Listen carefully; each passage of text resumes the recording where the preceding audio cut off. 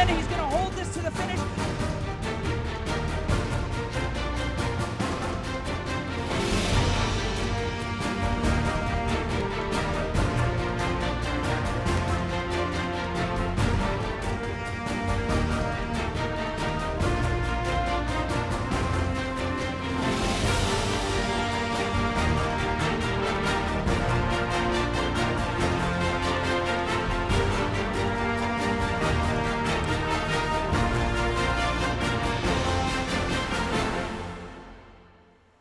Hello everybody and welcome to CVR World Cup here in Vancouver. My name is Jess Branker and I'm joined by the great Chris Haskell. Oh man, just two young guys just hanging out here at the Burnaby Velodrome, right? Harry Jerome Sports Center. Believe it or not, this space that we're in right now, this velodrome is one of only 3 velodromes here in Canada, and it is the only indoor velodrome in the Northwest at all. It's an inflatable building, which is unreal. I mean, the track's not inflatable, but the roof is, which is just so cool. We're here for this 2-day, multi-stage esports cycling race, and it's going to be amazing. How many stages? 5 in total, 5 Okay. very tough stages. We've just seen the men do the first 2 stages earlier today, and now we've got 10 fast women lined up to do the next 2. Oh my goodness. So they're going to get 2 today, they're going to get 3 tomorrow, and the winner gets $10,000. Do we need to say that again? $10,000? $10,000. $10,000. How much is that in Canadian? What, $100,000? Probably, something like that. That's what it is. We've got a bunch of folks out here on trainers right now. Here's how this is going to work. These are real cyclists, real bikes, trainers that communicate that data directly into the machines themselves. You see some great riders lined up here. Oh, my goodness. Claudia Baring. We got Beth York in shot here. This is quite a crew here getting ready to deliver this real bike race into a virtual world. It's pretty cool stuff. Okay, but this is part of physical esports, which is kind of this new brand of esports. And for people who are like, well, why aren't you guys racing outside? It's because you're already 10 years behind. Let's take a look at what esports really is.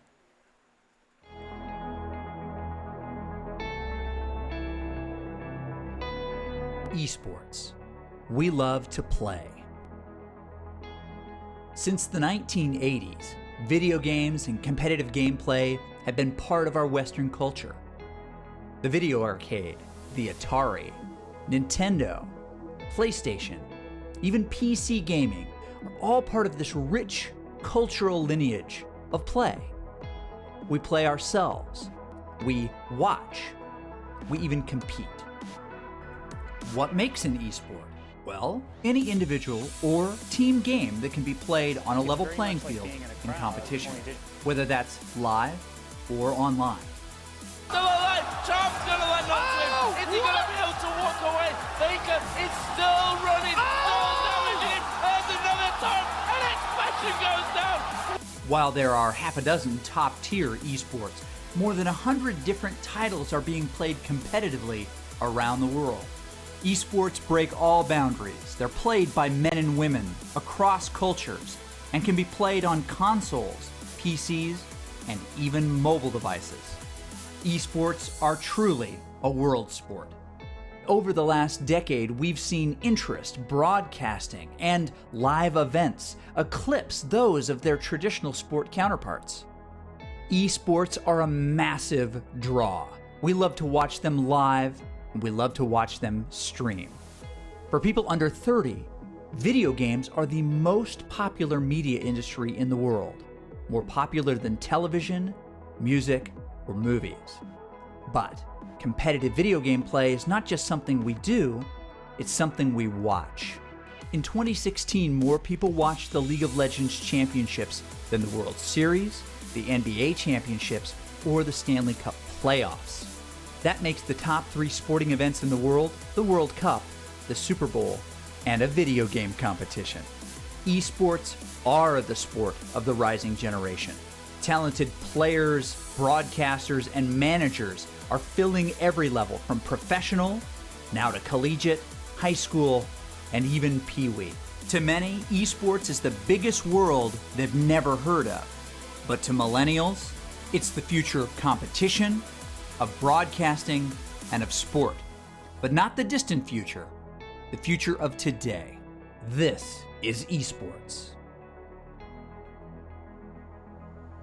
Well, it is indeed. Hey, welcome Mixer, welcome Facebook. Thanks for being here. If you haven't already clicked the follow, you are going to want to follow these women as they're racing on their bikes. Click that button so we can notify you when you're here. So these are the athletes that have competed in the CVR World Cup, and they're here in Vancouver for the final, right? But they competed over 8 weeks in this big event, and they won some sweet swag, which you've got in front of you. I do. Right? It's not quite my size, though. No, you know what? If you could put it on, almost. it'd be good. That's good hot tub I'm not apparel. a magician, though. Just go. Yeah. Put it on.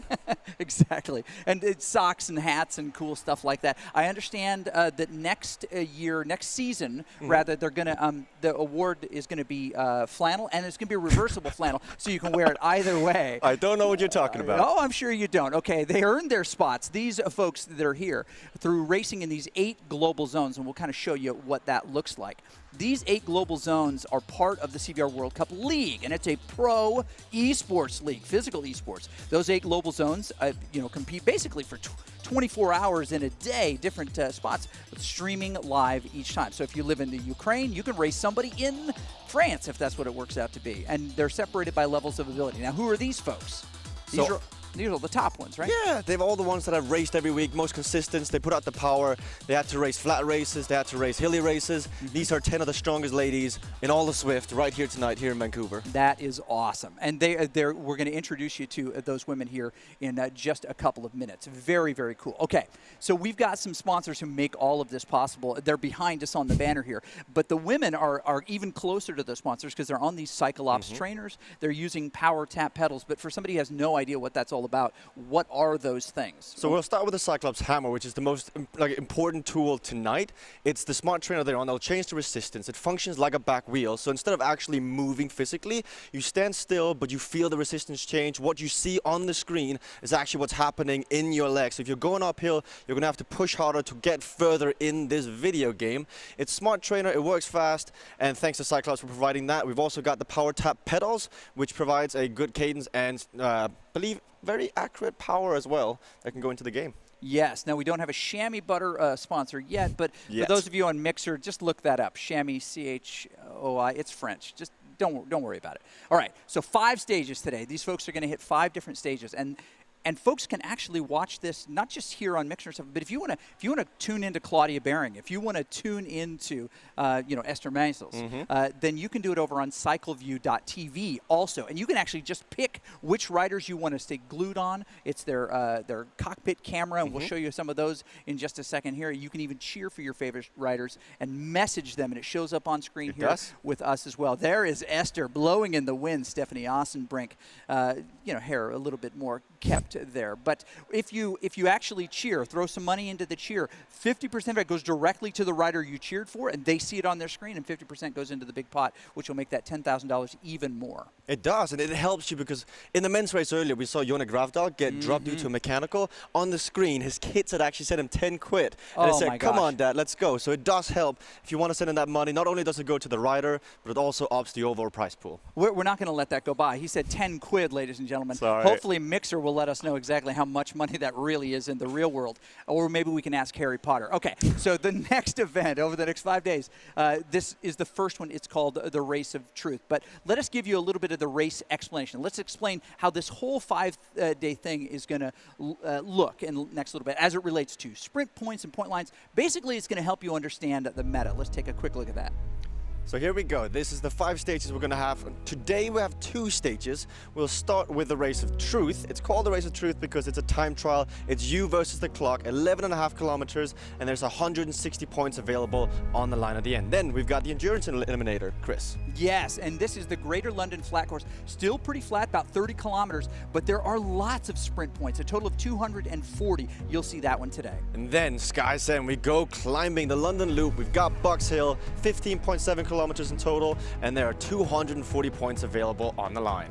Wow, Fast and the Furious. This one's going to be crazy, go nuts. The Classique course, 17 kilometers, but 800 100 points available. That's one for the sprinters, but last but not least, we got skies beginning. We're going to go up Fox Hill, and then we're going to come down to a sprint finish.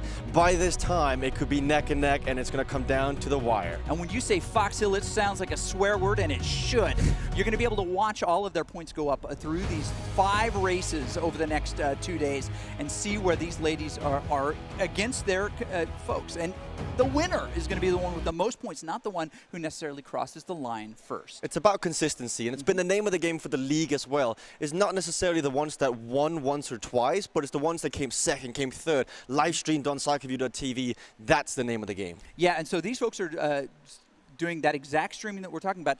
This is the first time they've done it. And as we look at one of the rider cockpits, we see basically what you see on the live stream each week in the league, yes, right? Which is you've got an image on one side, you've got the actual game screen on the other, and some other data in and around there, which is really nice. But all of these women lined up, warmed up, ready to go for this first stage. Now, what's unique about this, and we'll kick it off here in just a second, is that we're going to, actually we'll kick it off here real quick. Let us introduce you to the course that we're going to be racing and the women that are going to be in this race.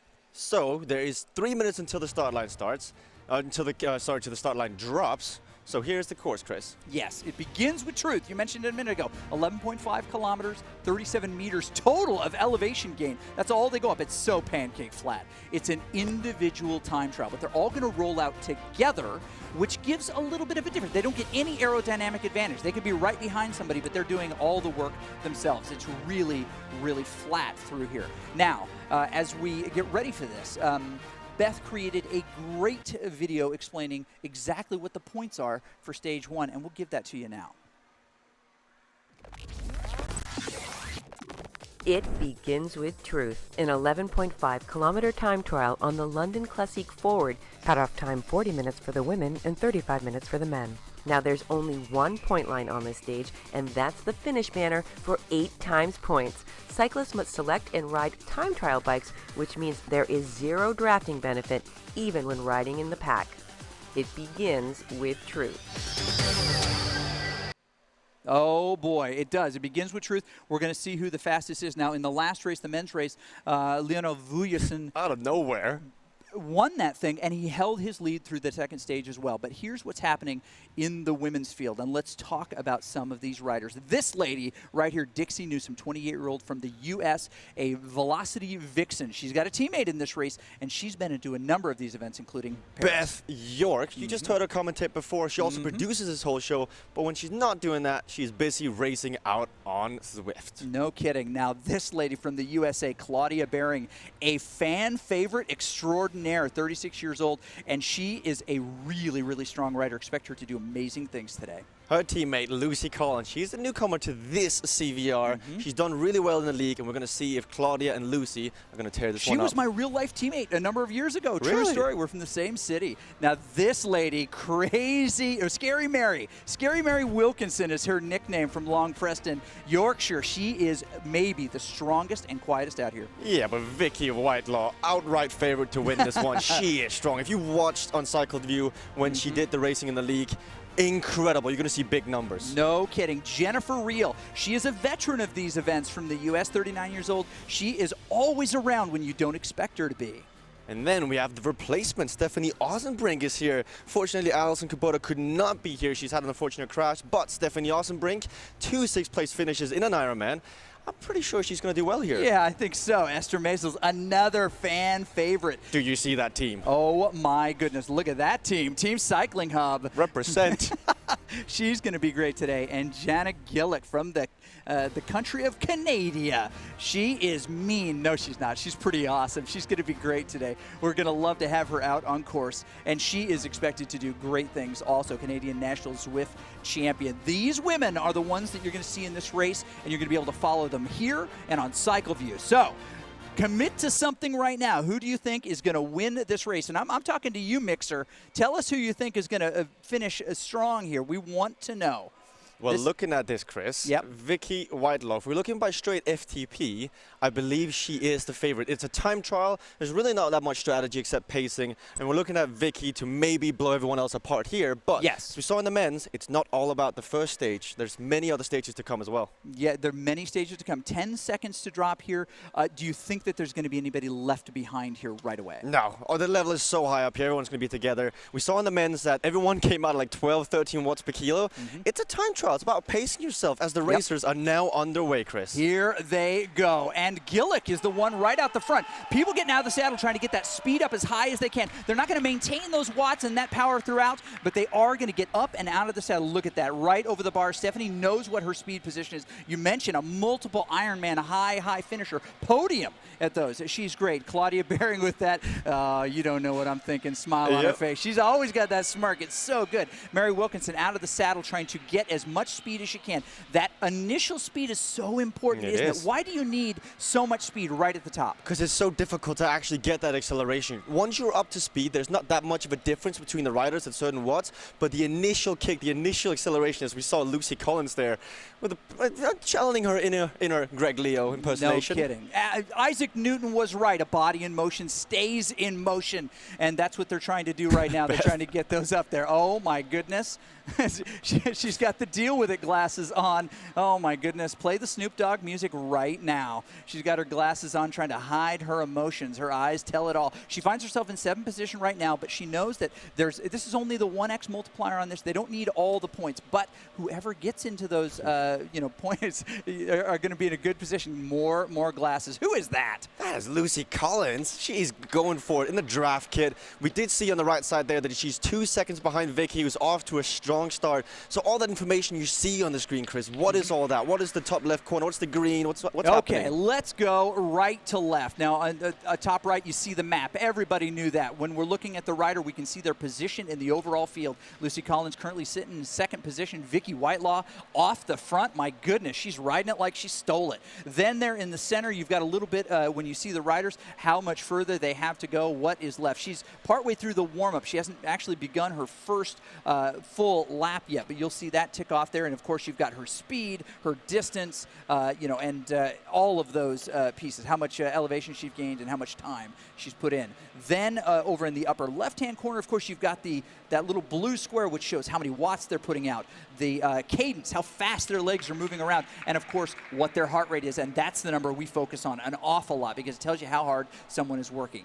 Then the other two, the green boxes. The green box kind of center there, it tells you how many points and when this sprint point is coming up. 9,520 meters roughly. So that's 9.5 kilometers for those of you who don't understand how the metric system works.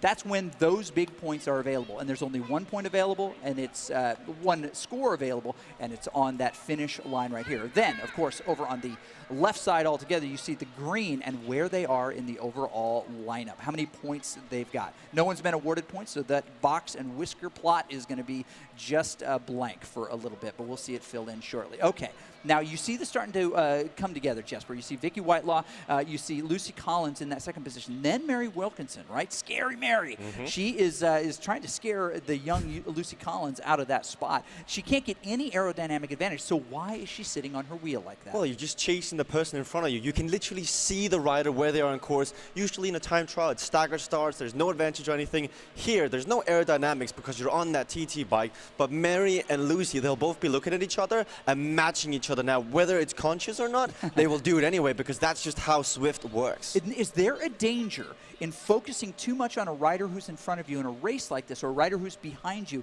and putting in too much effort when you don't get any advantage for being closer to them unless you take their spot at the end? No, you have to push yourself to the limit here. This is for all the marbles. 10 grand for the winner, 50,000 in total. You're going to have to push yourself to limits you didn't even know you had. Oh, my goodness. Yes, $10,000 at play here. If you you are just joining us, this race is going to take a couple of days today and tomorrow, 5 total stages. You need to click that follow. You need to click that like so you're notified when these women come back online. Mary putting in a really, really hard effort here. She got a nice warm-up, but now she's in the zone that she is famous for, which is that painful right at the edge of misery spot.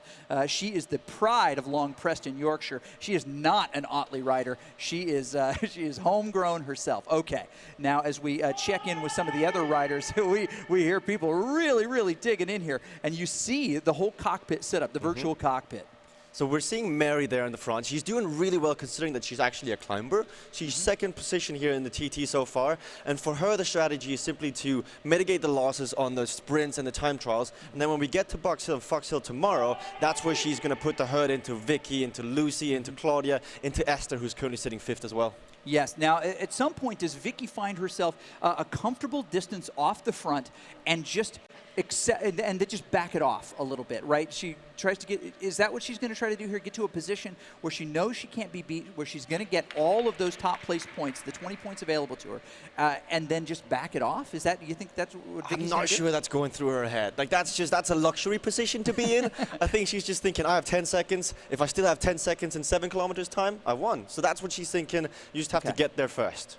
Okay, Beth York also kind of doing a different race here. She mentioned before the race started, she didn't give me her full race strategy, which I don't understand because, I mean, we work together a lot here. She should, kind of. But you've also got a big mouth, Chris. I do have a big mouth. That is factual. Yes, the internet just verified that as true very quickly. So Beth is aware that this is just one of the stages, and the points are not that much. No. For this.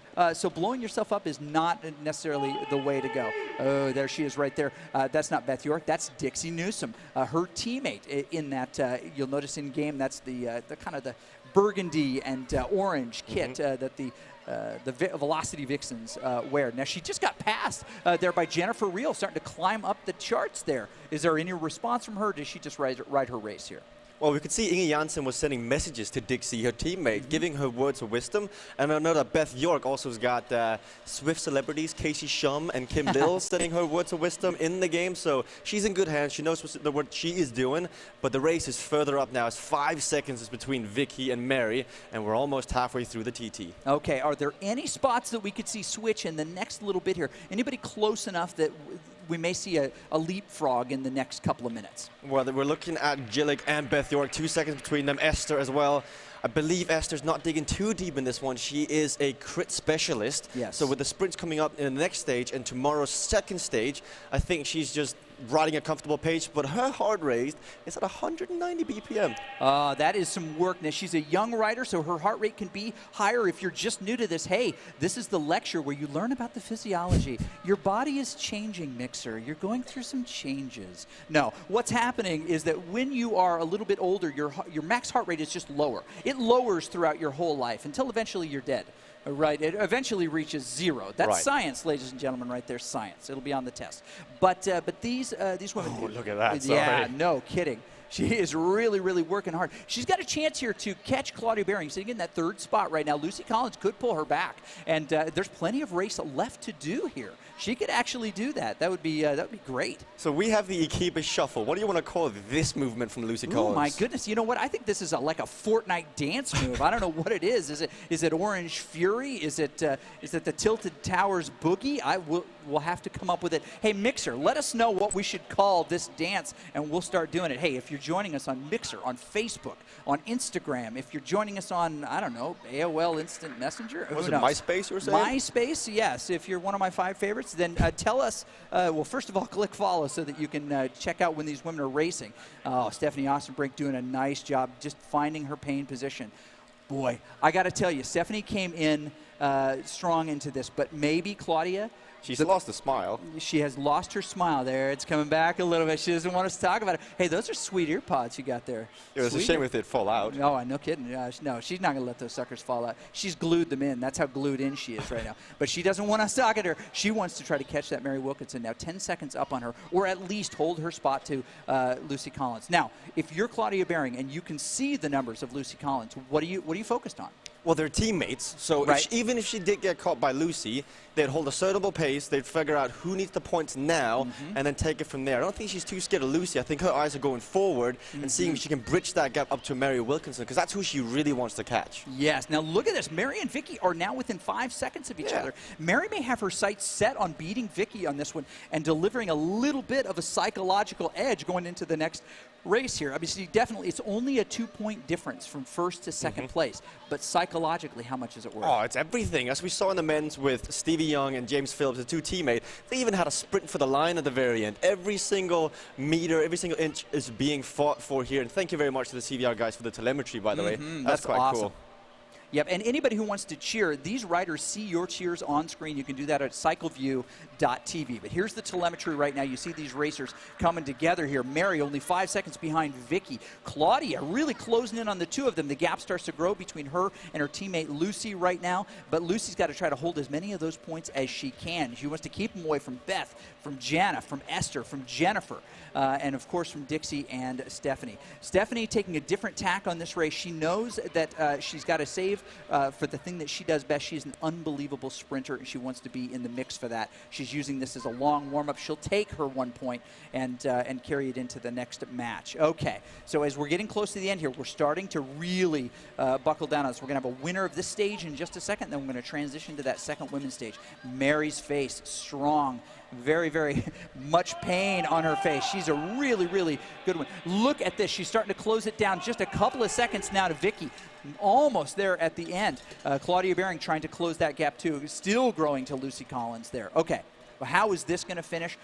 What switches could we see in this overall lineup? I keep looking down at Esther down there in 6th or 7th position. There's only 3 to 6 seconds between finishing, 7th and 4th? Yes. She's really fighting for it. And from our position right now, I can see the graph at the bottom of her screen, and it's pure red, as you can see there. She's going for it. There's a difference between getting, 60 points and getting 110 perhaps? So it's quite a lot, and she's only got 5 seconds up to Beth York. And if someone can do it, it's Esther from Team Cycling Hub. It is Esther. She continues to delight and surprise Jana Gillick, who is the Canadian representative here, doing a nice job. Mary got $50 from an anonymous donation cheer. It's My quite goodness, nice. that is anonymous is my favorite philosopher. I don't know if I mentioned that to you. And poet, does some great and graffiti artist does some of my favorite work. Okay, she's sitting in 6th position right now, and she's trying to close down Beth, who's right in front of her. She wants those points. It's just a couple of points, but you want to be higher in the standings, especially since this technically is your home turf. This is your country. You want to do as well as you can here. Now, she's not the only Canadian rider representative. Of course, Stephanie Austin-Brink, her her country mate, but you'll notice a few other countries here. Those of you who want to play the Flags of the World game with Jesper and I, right at the front here. Who is that? What country is that? I was going to say shout out to Victor Lundqvist out there, because I know that's his favorite game to play. So there's the United States, there's the UK, and then we've also got Canada. Also, let's not forget Vicky Whitelaw, all the way from down under Australia. All the way from down under. She traveled the furthest to get here and is really showing why she is so dang strong. Many time, although we argue about this, 4 or 6 time UCI World Championship representative from her home country. She's a super strong cyclist, as is Stephanie Austin-Brink. She's done great work over time here. Sorry, we're giving you a little bit of a Michael Bay kind of look here. Where's this the is explosion? Jason Bourne. This is the Jason Bourne cycling review. So yeah, we're getting chased. Okay, so as we get close to the finish here, we're seeing some changes in body posture as people are kind of coming to the big finish here, just trying to tap it out, and we're getting very, very close. Stephanie only 3 kilometers from the end, but the front of this race just about to finish up. We see these riders getting closer and closer. Vicky Whitelaw coming almost to the finish right now. There she, coming up here, Jana Gillick. Lots of applause from the group. At the big finish here, what is your goal? Do you want to try to empty your tank? No. Okay, what do you want to do? How do you want to move across the line? It's a time trial. You're supposed to have measured your effort all the way through. That's what I do wrong. That's what I do wrong. Yeah, well, I can't time trial either. I get too into it, just like Esther. Esther said she wasn't going to dig too deep. Yeah, she is laying all over that bike right now. So with 2 kilometers to go, you want to get to the finish line, feel like you've done an effort, but once you cross the line, you're supposed to know that in 20 minutes' time, you're doing it all over again, yes. but at a higher intensity. Yes, you are. Jennifer Reel on board for Team Fearless right here. But, you know, when you've got Juna Gravdahl in your ear shouting at you, right, then you've got to do it. You've got to do it.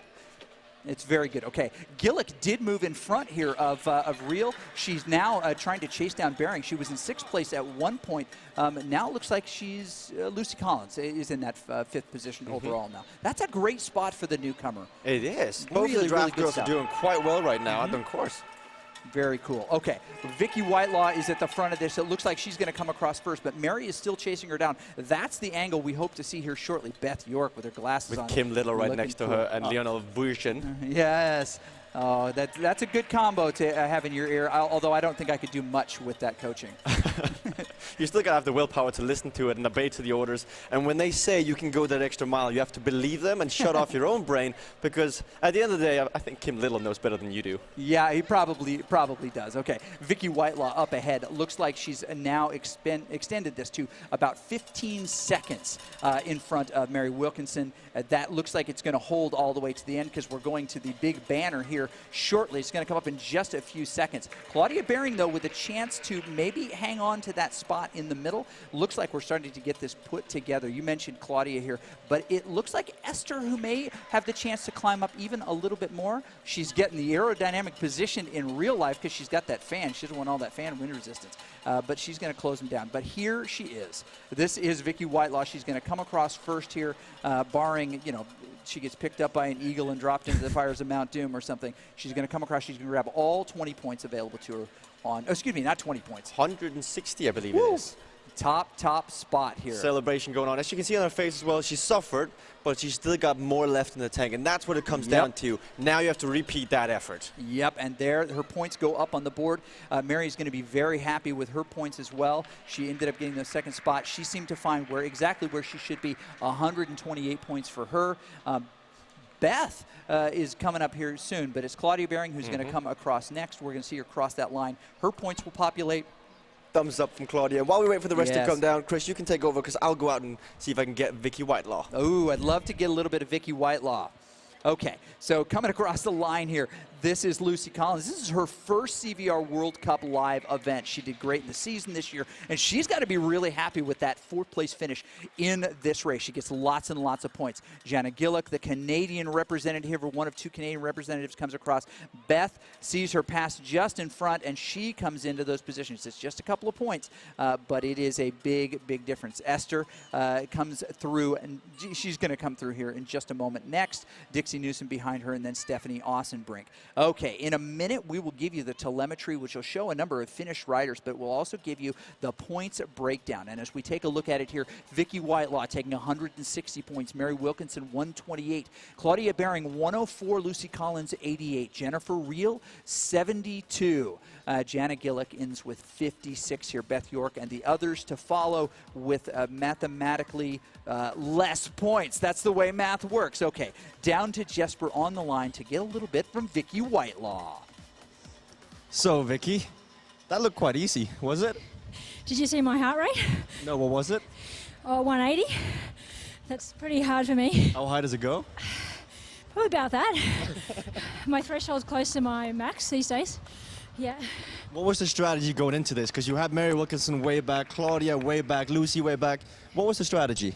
Oh, it's always good to get a fast start in time trial, get on top of the power, and then settle in after a minute or so into your threshold pace. Just power on. And now you're going to have to do it all again in the next stage. What's the strategy going into that one? Well, it's a completely different race. And yeah, I'm going to have my wits about me, my eyes and my ears for the change-ups and the sprints and that sort of thing. So yeah, different racing altogether. So what's the legs like in a sprint? We've just seen you can time trial. How explosive are your legs? You'll have to wait and see, won't you? I love that strategy. Chris, back to you. Excellent, and I'm joined here by Jesper Fulford. How you doing, Jesper? Pretty good, Chris. This was a really good race that we had here just a moment ago, and you saw Vicky Whitelaw showing why she is the greatest. Do you agree? Yes, Jesper Fulford agrees. Now, what we've got coming up next here is the finish of this big race. They're going to cool down just a little bit. We're going to talk about what we learned in this in just a moment. We've got these riders getting cooled off here. We see Claudia Bering there talking a little bit with, of all people, look at that guy right there. That would be Scott. He just raced just a little while ago. That team draft is really showing up today. Just behind, you see Scotty Weiss standing there next to Dixie Newsom and getting just a little bit. This is the great thing about this community, great cycling community, as we're seeing here.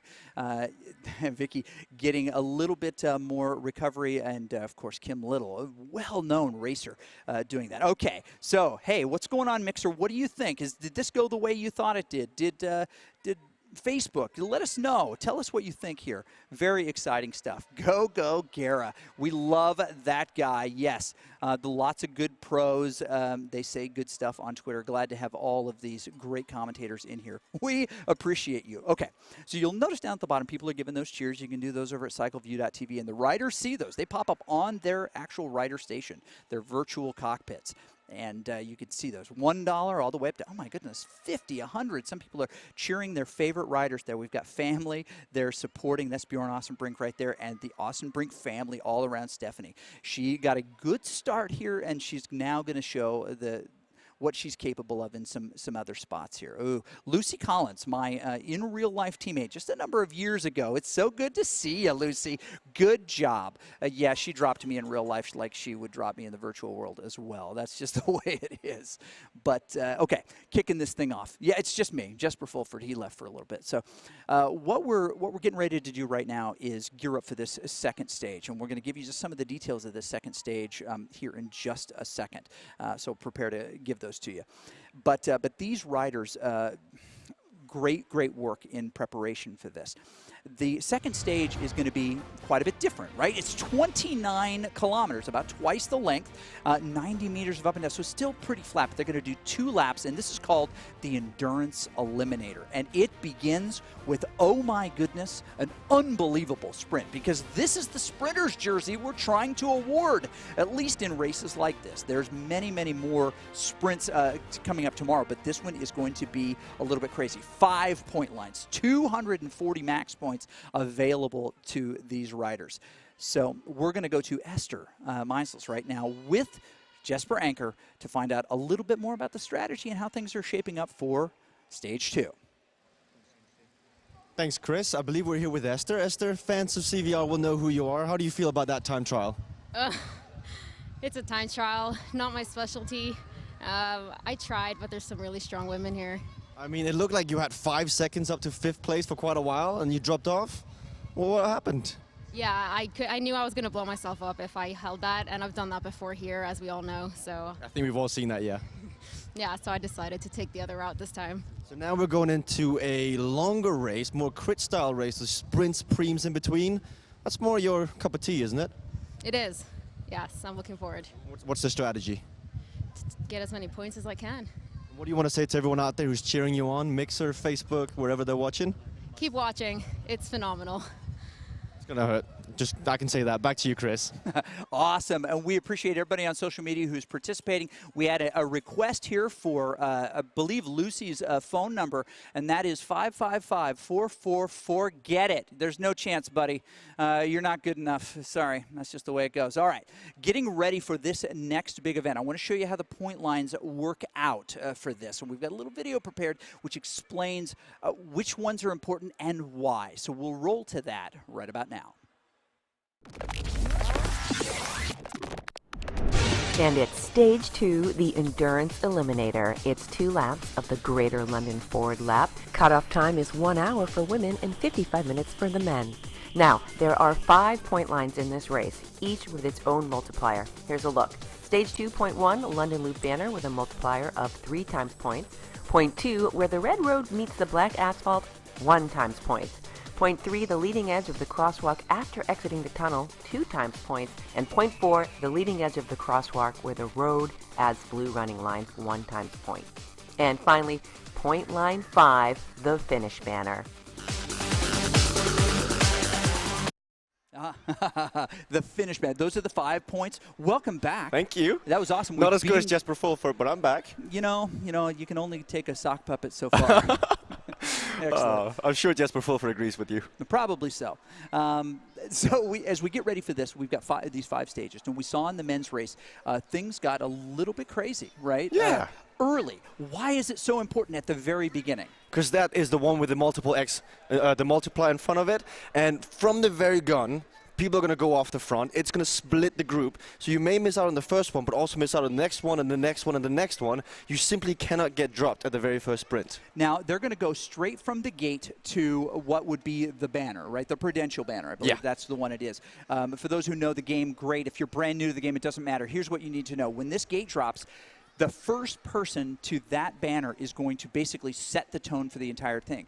Now, you may not come across first. You may come across third, second, but you're still fine. What you can't get is separated off the back of the group because the aerodynamic rules apply here, and you're going to lose aerodynamic advantage if you're not with the big group. I think the best example of that is Ikebe. So there Ikebe shuffle. He got dropped off the front there at the very beginning of the men's race, and he never, ever made it back on. That was it. That was game over for him. He was just gone. Yeah, he worked really hard for another couple of minutes, but 9 riders doing, a fair amount of work always trumps one person doing a whole bunch of work, right? And I think every one of these ladies know that now. Watching the men's race, they have the advantage of this format being played through once before, so they know what's happening now. Everyone is going to be aware that this first sprint is going to make or break your race. Yep, the men's race a little bit earlier today. You can watch that, of course, on Mixer, on Facebook, on any of the places that you watch these great esports, physical esports cycling races. You can check those out. But the women are live right now. We're doing this in Vancouver, British Columbia. If you are new to this, click the follow, and here's why. Because when we go live, it will notify you that these women are racing. And if you're an Esther fan, if you're a Claudia fan, if you're a Jana fan, a Vicky Whitelaw now, if you're a Jesper Fulford fan, right, then you'll be notified when any of these personalities go live. And look at this. She's warming up. She's like trying to get her body in the right position to perform. And they know a lot about how to get their body in the right spot to perform, don't they? Yeah, they've done, most of these ladies, they've done something similar outside. We are now pioneering into the inside world of esports with CVR through Swift. So they've done something similar, but again, the race knowledge, the wisdom you have from being like level 25 on Swift, you can't buy that. That's something that comes through experience, and we'll see those that are level 25. I'm looking at you, Esther. This is going to come through and be important. It is. It's going to become real important real quick. Okay, so as we're getting ready to this, we're going to drop into the pen in just a few minutes. And these, what we'll also do is, this is a good spot. If there are a number of people who are just joining us, and thank you for jumping in and saying hi, make sure to leave a follow so you can do this. We need to introduce you to the riders who are going to race here, and we'll add a little bit of context about how they did in the previous race as well. So if we can, we'll roll the rider introductions. Okay, well, let's do this. Let's jump into the other piece, so we can see the score, the lineup here. The rider who got the top position got 8 times whatever the point multipliers. Right. So she ended up with 160 points. Yeah, so simple math means you get 20 points from 1x. Right, okay. What about 2x? That's 40 then. What about 3x? Now I need to get a calculator out. Okay, this is my limits. I'm not a doctor, not yet. He took a shoe off so he could keep counting, and he stops right there at 20. So that's the whole point. Okay, so. But this one has those different race zones, right? But the first one is a multiplier, right? Is that 3x on the first one? So, yeah. 3x on the first one. We'll find out here in just a second. And okay, and the value here. Here's what's interesting. Since we've got a little bit of time, I'm really interested to get a sense from Mary, right? And maybe we'll send you down to get a sense from Mary about how her strategy changes. Did she get what she wanted out of that first one? Definitely. And what's she thinking here? I mean, we don't want her to give away all the secrets, but the folks on the internet, they won't tell. Right? Obviously, as you can see. So she was, I believe, a UK national hill climb champion back home in the UK. So she should have some explosiveness in those legs in order to do those hills. And we'll see now going into the crit. That's a series of short bursts with recovery.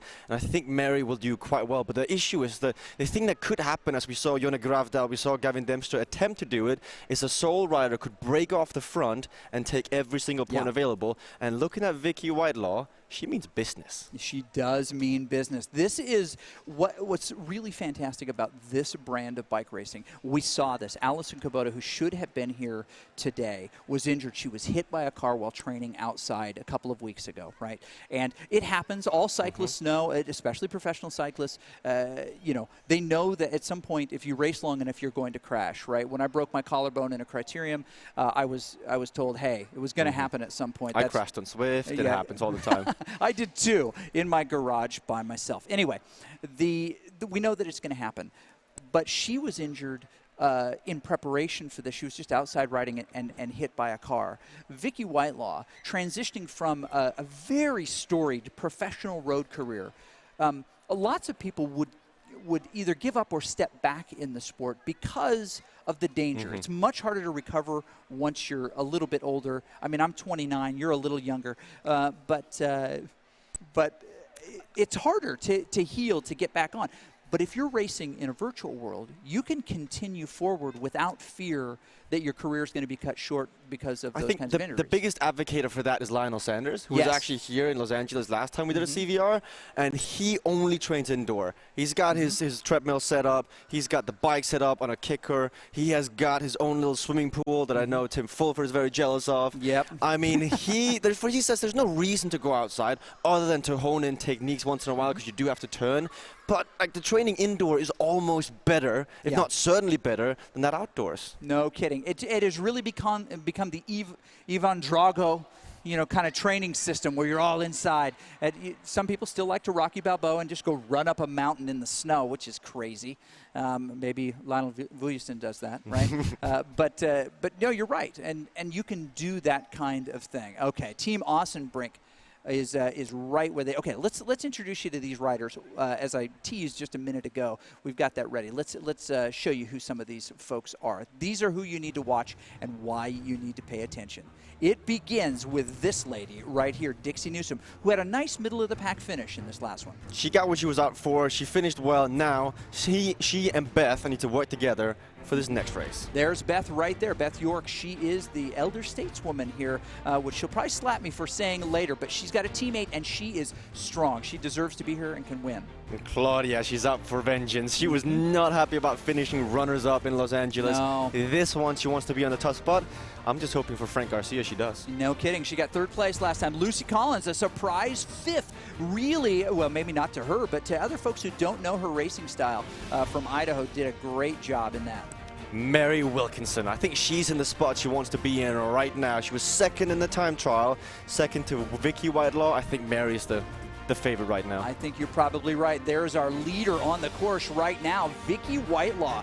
Great stuff from her, and she showed why she is so strong. Now, can she sprint? Can she get those fat swish mushrooms? Who knows, but Jennifer Reel did quite well in that time trial as well. Now we're heading into the endurance eliminator. We'll see what she can do now in this next race. Okay, and then Alison Kubota is normally who we have in this spot. She's replaced today by Stephanie Ossenbrink, but imagine what could have been if Alison had been in this race today. She would have been one to look out for in the crit. And speaking of the race coming up now, Esther Meisels, we've had a quick interview, a quick talk to her. Let's see what she can do now in this next race. She should be one of the favorites to take the most points in the sprints. Jana Gillick, the Canadian Zwift national champion, she wears that proud Canadian flag on her jersey. These are the women that you're going to see today. Substitute Alison Kubota for Stephanie Ossenbrink, who had an amazing inaugural indoor Zwift season recently, which was absolutely fabulous for her. And she is surrounded by her children who are running around here right now, who we love very much. We need to get them on the desk. Well, we got one already, but yeah. Yes, exactly. We've got about 7 minutes to go. Okay, so let's just throw some stuff out there to some people, kind of commenting on the different sources here. Lots of love being offered to Lucy Collins. She's become a very quick fan favorite here. But as you look at this, we're just going to run down the list real quick. And I did this with Beth. I'm putting you totally on the spot. Okay. If these riders are stock, based on where they are on the list right now, are you going to buy because you expect them to rise, or are you going to sell because you expect them to fall after this next stage? It's not a valuation on them as people. Where do you think they're going to end up? Dixie Newsom, buying or selling? Oh, that's a tough one. That's a tough one. I think I'm just going to abstain. I'm just going to pretend like I don't have stock You can't. at all. Okay, Internet, let him have it. I'll send you his personal number. Beth York, is she going to climb in the standings? I would buy Beth York because she is great at swifting. We saw what she did in LA. She's a big surprise. I think this is her type of race coming up. Okay, Claudia Behring sitting in 3rd position. Are you going to buy, sell, or you could hold on her? She can stay right where she is for the 2nd stage. I think I'm selling everything. Oh, my goodness. Lucy Collins sitting in 5th right now. Are you going to buy more of that stock because it's going to rise or sell because it's going to fall? I think we're going to see Lucy do better coming into this. She's got that aggressive riding style, and she's got the support of all of the draft men. That's very true. Okay, Mary Wilkinson currently sitting in 2nd place. Can she hold her value? Oh, definitely. I would. If I had that, I would put the mortgage on Mary Wilkinson. Whoa, Scary Mary. There she goes. Long Preston. Vicky Whitelaw. She's sitting in top spot. She was out of breath when I went over to talk to her. She didn't look like she was suffering. I think right now is a good time to sell because you would imagine the stock go up. So sell now, maybe 2nd stage tomorrow. And then buy more. Exactly. And then, exactly. See, I see how you work. You're doing good stuff. Jennifer Reel, who's sitting in that, I believe, 7th place overall. Team Fearless, you got to buy. Okay, there you go. Okay, and Stephanie Ostenbrink, right now, you can buy her for $1 a share. She has got a TT bike. She's got a TT mount onto the bike, so I got to buy. I'll buy into that stuff. Okay, Esther Meisels. Oh, yeah, definitely. More buy? Yeah, she's got Lionel Vujicic next door. She's got Tim Fulford also coaching. She's got to do good in this one. Okay, and Jana Gillick? Yeah, Canadian champion, Maple Leaf. Okay. I believe. Okay. There you heard it from him with 5 minutes to go. Lots of buying here going on. Okay. What do you think? This is where we ask you for your prediction. Who is going to win? Who's going to be ahead in the standings after stage 2? If you commit to it right now in the chat, then we will call and extol your virtues. We'll say how smart you are. But don't do any of this. You got to wait. What's crazy, we asked this in the men's race, and guess what? Not a single person chose Greg Leo. What? Exactly. What are you guys watching out there? Greg Leo, the Lion, was the pretty hot favorite for that sprint. I mean, he's like this season's little black dress. Yeah. Exactly. Whatever that means, but yeah. Exactly. Maybe some people know what I'm talking about. Probably nobody knows what I'm talking about. Well, okay, welcome. This is where it's happening, British Columbia. We are here in the Burnaby Velodrome, right here in Vancouver, Washington. This is the spot. It's the cycling park. We're inside in this beautiful inflatable building. It's crazy. It's like a massive raft. See, the thing about this velodrome is that it's actually cooled. Compared to every other velodrome we've been to so far, this one actually feels like it's nice and tempered for a swift race. I remember in Los Angeles, it was unbearable. It was so bad. I remember Søren Bay, he was not happy. Here, I think he'd be quite satisfied. I think he would too. This is his kind of space here. All right, the women are getting close to the finish here. What is this last step? When you know that you're going to fly out of the gates like they are, because the first person to that line is going to get a ton of points, 5 times that multiplier.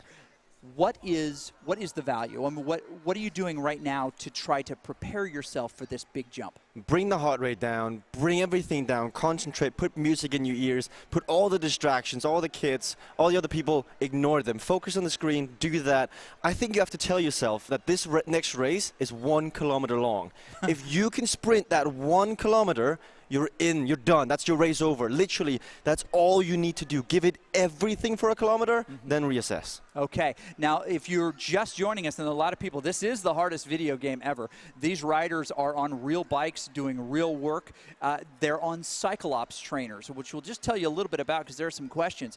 They are basically, you described it best, the back wheel. Yes. Basically, this serves the back wheel, which pushes that back wheel into we can the see on the video screen. game. Yep. And that will change resistance accordingly to what you see on the screen. So inside there's a flywheel. It changes magnetics, and as you go up a hill, suddenly it feels like you're actually going uphill. And Cyclops has really nailed that resistance feeling because it really does feel like you're riding a bike. It really does. Now, it pushes it into, and again, when you climb up that hill, as you mentioned, it changes resistance. It feels like you're riding outside. Now, you don't have to steer. The system will move you around, but that's just kind of what happens when you ride with other people. I mean, but I don't know why anybody would want to ride with other people.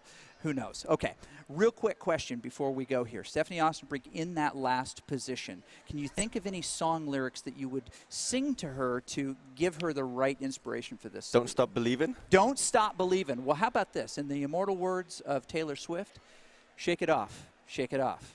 Shake it off. Okay, a minute and a half to go here. If you're going to tell us, look into the future, put a sock puppet on your head, who is your 1, 2, 3 across this first sprint finish? I think we're going to see Vicky Whitelaw be the first one. Okay. I think we'll see Mary Wilkinson be the second. Okay. And then we're going to have Lucy Collins be third. Okay. That is what Vicky, I'm predicting. Mary, But that's Lucy. for the first one. Okay. The big question will be for the last one. The last one. That's Who's the got one that the matters. sustain? I think that's going to be Mary. I think she's got the kick. What's going to happen is right now Vicky is just overflowing with confidence, so she'll really nail that first one. But as we get further in, all the other ladies, they start to figure Vicky out, and they get more of a chance of actually taking the big point at the finish line. Yep, I think you're exactly right. We're getting really, really close here. Thank you for joining us. Click that follow so you can see these women race whenever they race, but especially to find out which of these women is going to win $10,000. Do I need to say that any differently? $10,000. $10,000.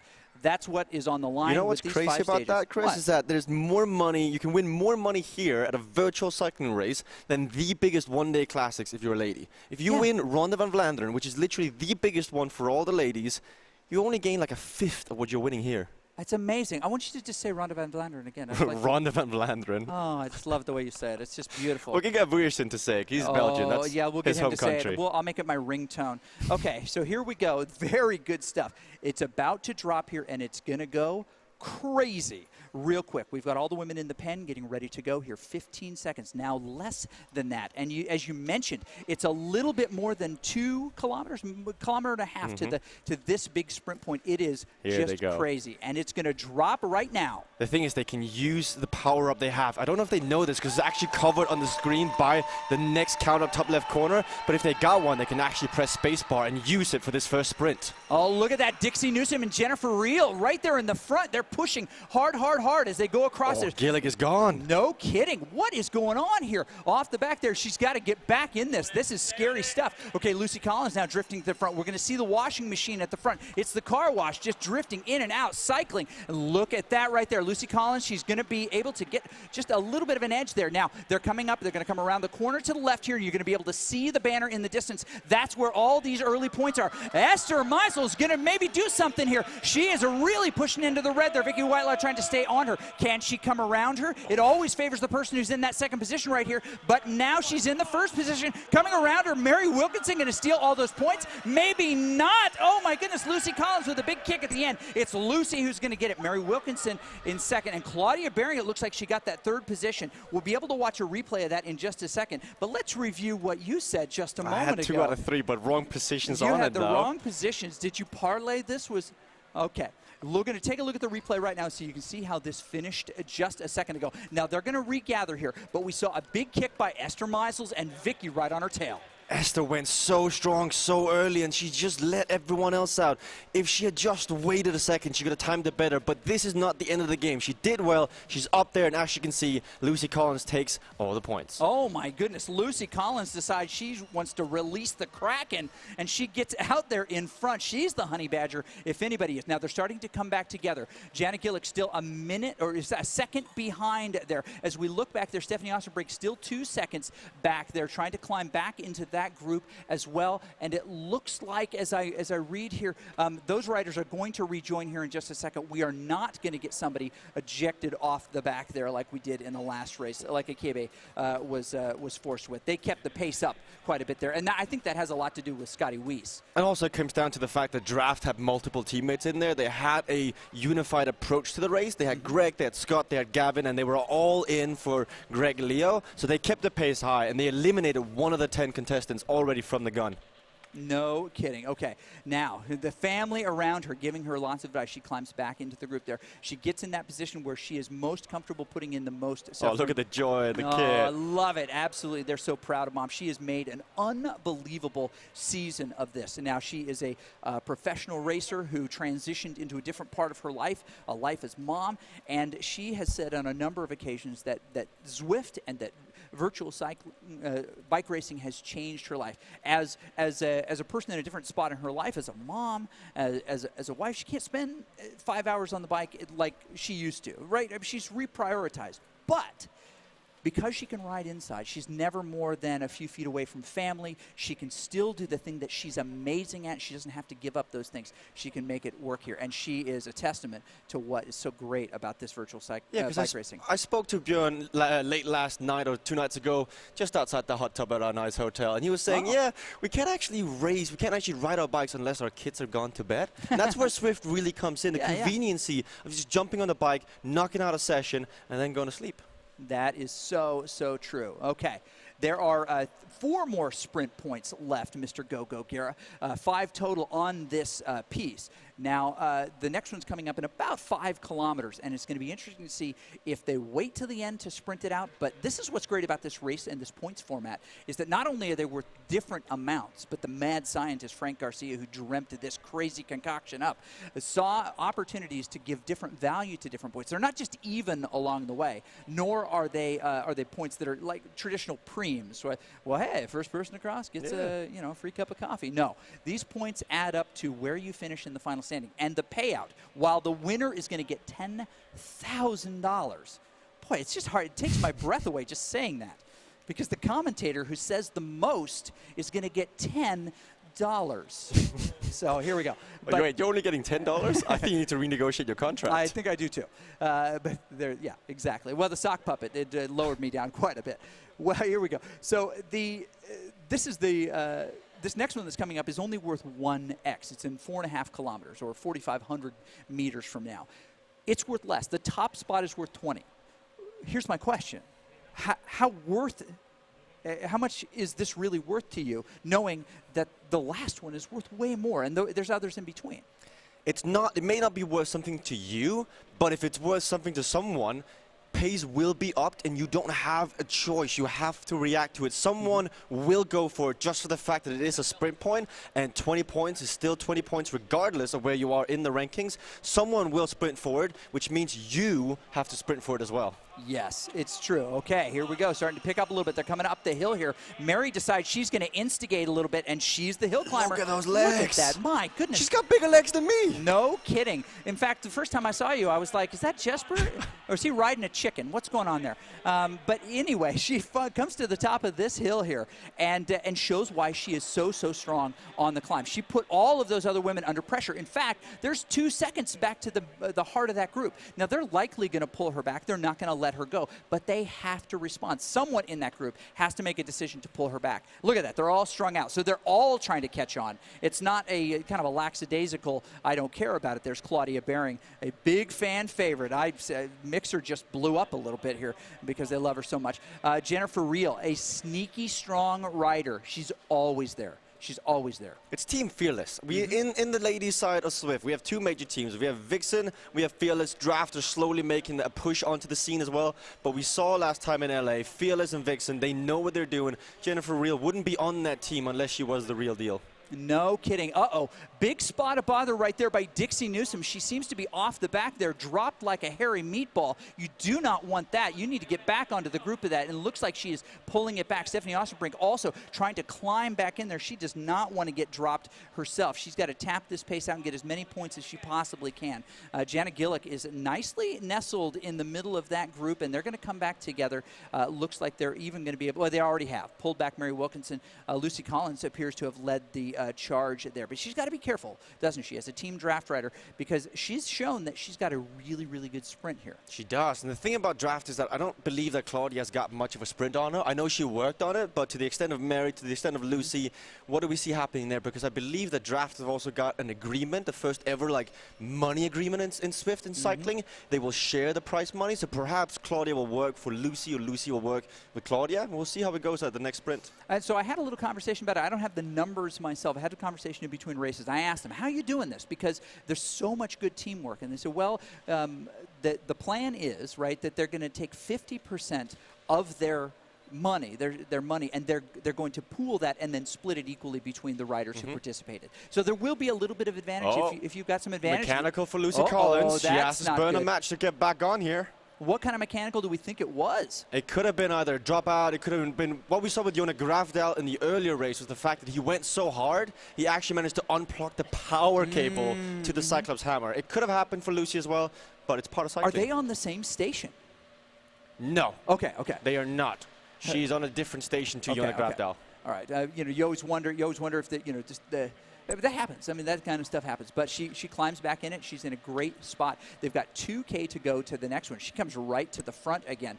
She backs it off just a little bit there, and look who's right there with her. With Claudia Behring. That American flag on her shoulders tells you that she is the American Zwift champion. There's Beth York, just cool as a cucumber, doing the things she does. Just those glasses. I mean, what's the vote on that, Chris? I don't know. Mixer, what do you think of those glasses? We'll find out very, very soon. Lots of people. Canada, let's go. Drop it like a hairy meatball, Stephanie says. Yep, that's what I said. Drop it like that. It's either that or drop it like a demonic kitten or drop it like third period French. I mean, I'm standing next to you right now, and I see your notebook, and you literally have a full A4 piece of paper with singers, with puns. Chris Haskell, you do your homework. No, I do. I try to. Well, this is good. Speaking of doing his homework, Leonid Vujasin right there. Vujasin, excuse me. Checking out what's going on with, I believe that's Jennifer Reel. It is. He's looking over the shoulder of, taking just note of what's happening, giving her some advice, but also doing a little bit more this kind of work. They're going to cover this part of the course again a couple of times tomorrow, and remembering what's there, remembering what happens when certain things happen certain ways. That's the kind of thing that these folks It's so do really funny, though, well. because they can't stay away. I'm guilty of the same thing. I stand right next to them. You always think, oh, I know what to do. I know what I can do now. But you're not the one actually on the bike, but you keep getting drawn in. It's such a good spectator sport because you can feel the intensity, and you just want to go further and further into the sport as you know more. And I had a conversation yesterday with Mary Wilkinson, who I mentioned before. She's from Long Preston, Yorkshire. You know that country, right? I do. It's about 3 hours away from us, but we'll get more into that as we've got 700 meters to the next sprint. Here we go. And it looks like Mary Wilkinson, that person we're talking about, is trying to make something happen. Vicky Whitelaw there on the front. But Claudia Behring comes to the front and decides she's going to set a pace. Is she setting it for herself or for her teammate? Canada comes around. That's Gillick, of course. And she starts to get swamped a little bit. All the riders start to come around her. Where is Jennifer Reel? Near the front. Jana Gillick also near the front. This is only 1X here. There are not that many points. You definitely want to stay in that group. But look at that. The team of Velocity Vixen folks, they're just kind of falling back. They're going to let people go for this one. This is not their spot. But somebody is going to take these points. Is it Lucy? Lucy Collins maybe is going to come across. Now they're going to come around the statue here, and you're going to see a change from red to regular tarmac here, and that is the line. Who's going to be first around the corner? Vicky Whitelaw on the front right now. Jennifer Reel, Team Fearless, trying to get there. Gillick also, but Claudia Behring coming fast. Can she come around? Yes, does. Gets on the front of this, but who's going to get there to the front? Claudia Behring, Mary Wilkinson. It looks like Wilkinson, but Behring grabs more points for herself over Esther Meisels, who they definitely compete together and are very friendly, but definitely want to beat each other. That was a little bit different. Let me ask you, Mary Wilkinson just got herself more points. But she's the climber. Why is she stealing these sprint points? Well, she has to go for it. She doesn't have a choice. The fact that she's a climber and she was able to steal these points will mean so much more when she goes into tomorrow, when she's going to be in her element. But I think I owe somebody an apology. I got to issue a retraction. Did you see the numbers from Claudia Behring? No. 11 watts per kilo. Oh my goodness. She's definitely been working on it. She's got some explosive firepower hitting in there. Retraction issued by Jesper Anker. Okay, Jennifer Reel has decided to take this opportunity, as you do from time to time, and actually pedal through the sprint finish, right? Everyone has maybe emptied their tank, done as much as they possibly can. This happens on preem laps and criteriums all the time. For those of you new to bike racing, if you love these women, by the way, click that follow, click that like, so that we can notify you when these women go live. This is day 1 of 2 days where the winner's going to win $10,000. You know what? Seriously, it's like you have to put a pause in it when you spell it out. Wait just a second, $1,000. But what ends up happening in those crit races outside, sometimes someone will go for a preem. It's a lap. That's not the finish of the race, but it might be worth $20. And guys sprint for it, and you stay right in that position like Jennifer Reel did. And then when they all get to the line and they back off, you really push, and you see who's got the legs to come with you, and you might be able to get a breakaway off the front. And then you just start collecting points because the rest of the group can't catch you. But that doesn't happen there. Okay, let's take a look at the replay of how this kind of came together. We'll be able to slow it down a little bit and see what's happening. And let's see if we can really dive in here and see what's happening. Just about 100 meters from the finisher, Claudia Behring in that second spot. Mary Wilkinson comes around her and is actually still going away. Can I wow, just say look it's at crazy to see 500 watts being 10 watts per kilo. Like, Yeah. these ladies are really fit. They're really, really fit, really, really lean, and doing a great job. Lucy Collins there in a tough spot, finds herself a few seconds off the back. And while these women are resting, she's got to do more work, and that adds up over time. It Maybe does. not today. Maybe not today. Maybe we don't see the effects of that until Sky's beginning tomorrow, stage 5, where it's all going to be on the line. So running through the left side there, Chris, we see the point standings. It's on the screen. It's one of the CVR's innovations here. We got Mary Wilkinson in first place, 187 points. As we now change over to the telemetry to see that all riders are still together, It is except a for Stefani tie. Osprey. Oh, yeah, we actually got it in Look the at bottom that. right screen now. Yes, look at that. But then points, the total points, which are over on the right side of that little graphic on the bottom there. You see the total points, 187 points to both Vicky Whitelaw and Mary Wilkinson. They are tied in the middle of this race right now. That just shows that, yes, the TT from earlier wasn't that decisive because they were first and second. Now, halfway into this stage, Wilkinson has already neutralized that lead as we go back into the racing. Yes, and she outpaced her on that first sprint just by a position or two, and then in this one she came across, it looked like 4 positions in front of her. So that's something Vicky Whitelaw, who's a very strong rider, is going to have to pay close attention to throughout this. Where's Mary, right? It's okay maybe at times to let her cross in front of you, but not 3 positions in front of you. True. And as we've seen the points, we get back into it. Claudia Behring, she's also wearing that American flag, stars and stripes. In real life, a matching kit to the virtual one. Her heart rate is around 160, so she's recovered well. The next sprint coming up in 4.8 kilometers time will be 2x, and this could be the one that puts either Mary or Vicky in the lead. That's right. Riders doing a nice job of not getting trimmed off the back there. We've still got the core group, as happens sometimes when you've got that fast group. Stephanie Ostenbrink with a very heroic effort early on, but she got trimmed off the back. And now what she's trying to do is keep her engine stoked, right? She's trying to get a good workout today, but she's trying not, she wants a respectable finish, but her points are established here. She knows what she's going to get. She needs to stay close enough, though, doesn't she, in case somebody else gets trimmed off the back, and she's got the opportunity to pounce on that like a hungry cheetah mama on a gazelle, an antelope, I don't know. an emu. You decide, Chris. Okay. But Awesome. it's not really that important, though, because it's the difference between being 10th and 9th. And when you enter the multiplier, the higher up you get, the more points you technically get. So it's a difference between getting 2 points or 1 point, I guess. Yes, yes. And it's not like, if I was Stephanie, I would just focus on tomorrow now. You've been dropped from this race. It happens. Tomorrow is a totally new day. Yep. Save the legs, save the engine. Save the legs, save the engine. Okay. I like that philosophy. It's different than what I would do, but this is why you win more races than I do. I've won 1 race in my life, and the rest of the cycling guys put quotation mark next to it, so don't worry. Okay. There's an asterisk there, right? Because you've won it. Okay, Jana Gillick. She's in a pretty good spot in the points still. There's only, I mean, really, she's 100 points roughly behind the leaders of this, which seems like a lot at this stage. But we saw, and we'll see again, the winner of this, the one who comes across the finish line first in this, is going to win 100. He's going to get 100 points for that thing. We saw Greg Leo get it and jump dramatically in the standings in the last one. I just saw another power outage for Lucy Collins. You can see Oh, she no. is not happy with it. It happens with this mechanical. It's New World. It's not a direct drive. As you can see again, it's not looking good for Lucy. We'll get a mechanic over there, and we'll get her back into the racing. Yep, and there are, she's got her hand up right there. She's got power dropouts here, and that can happen in this type of racing from time to time. It could be an issue of signal, right, that's interfering with it. It could be battery issues, or it could be connection issues. But they'll get on top of this, and you know what? Maybe she can catch on with Stephanie Ostenbrink and use that experience to get up a little bit further. That's a bummer, and they're getting her on it.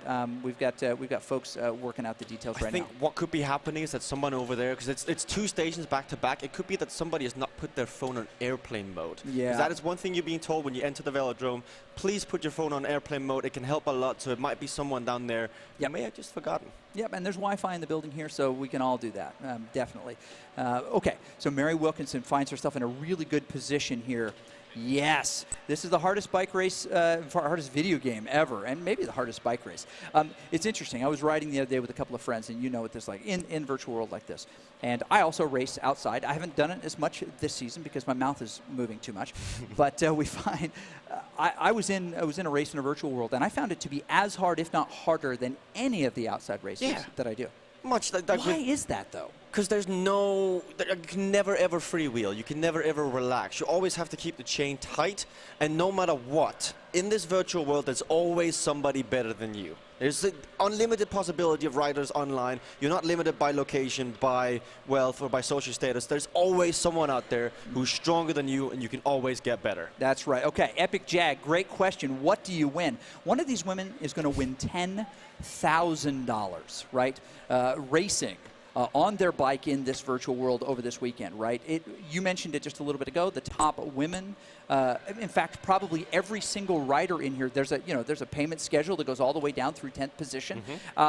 There's probably not another women's race this month where the winner is going to win more than the last place person in this, but the winner is going to walk away with $10,000 or more, and people are adding to that prize pot all the time. Lionel Vujasin just got $10. From Igor Kopse, who's actually in his racing league in the CVR World League. What? Yeah. And also had actually won the UCI Grand Fonda World Championships. Oh, my goodness. That's not a bad cheer to get. No. Carissa Min gives a little to Greg Leo as well. Matt Gardner, who's LA, yes, quite good as well. Yeah, gives it to Yuna.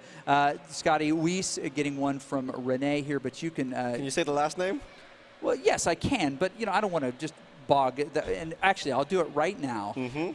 Dang, it's still up there. It is. I was hoping it's going to rotate through. René Olihill is how you say it. Yeah, good luck. Move on to the next one. Oh, no. Okay, we're done. We're done with the name pronunciation game. I got to get out of this big time. Okay. So there's really good things going on. Lucy Collins back moving now. They're getting her kind of, I guess, reconnected, hopefully, to the group here. She's chasing on as quickly as she can. But she's still about a minute behind those leaders. We're in the pack with Claudia Baring, Mary Wilkinson on the front here.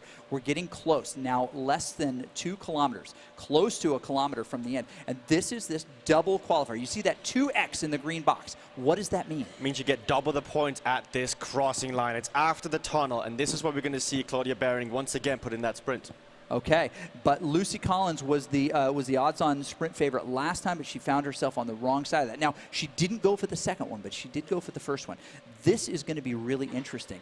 There she is trying to chase back on. Now, this gap is going to grow a little bit more as they go through this attack and surge, but then it's probably going to come back again as they relax a little bit after the sprint. Okay, Gillick in a nice position there, but being on the front means that you're going to give away quite a bit of aerodynamic advantage. And this is something unique to this game that's in the real life. Here we go. Claudia Baring is out of the saddle. Look at that. Oh, my goodness. She's got great form getting out of the saddle, and she is going to go hard. There she is in that second position. Vicky went for a long one, Chris. Oh, my goodness. And she's less than a kilometer out now. Vicky decided to go real early here, but she's getting pulled back very quickly by Claudia Baring, who's going to get that slipstream just for a moment. Now they're going to come underneath right here, and the finish line is actually the crosswalk on the underside of this bridge. And it looks like, oh, my goodness, Esther now on the front here. Claudia trying to find a good spot here. Esther just slingshots back. But Mary Wilkinson being very, very patient, chewing that distance back, catches it and goes around. But now she needs to kick it into high gear. Esther does, and she's going to come around. Look at Mary pushing as hard as she can. She's got to be the first person to come over this line right here. It's coming up just as she climbs up and out of this little section. You'll see the crosswalk in just a second. Anybody able to pull her back? Maybe Claudia. Esther? Claudia's coming back. Maybe Claudia. Here she comes. Claudia definitely in that second position, but Mary is going to take those top points again. Wow. Oh, my goodness. Mary's impressive, but honestly, Claudia seeing the improvement from the first CVR where she walked in, she thought she had it nailed down, she came second, she put in the work, and seeing that sprint from Claudia, that's good work. Yes. Now, in the zones, and this is the way that it works in league, right? In the zones, you tend to face people. Everyone decides what zone they're going to race. I'm going to race zone B because that works in my time. And you see the same competitors. She, very frankly, she was in zone C. She had an easy run by comparison.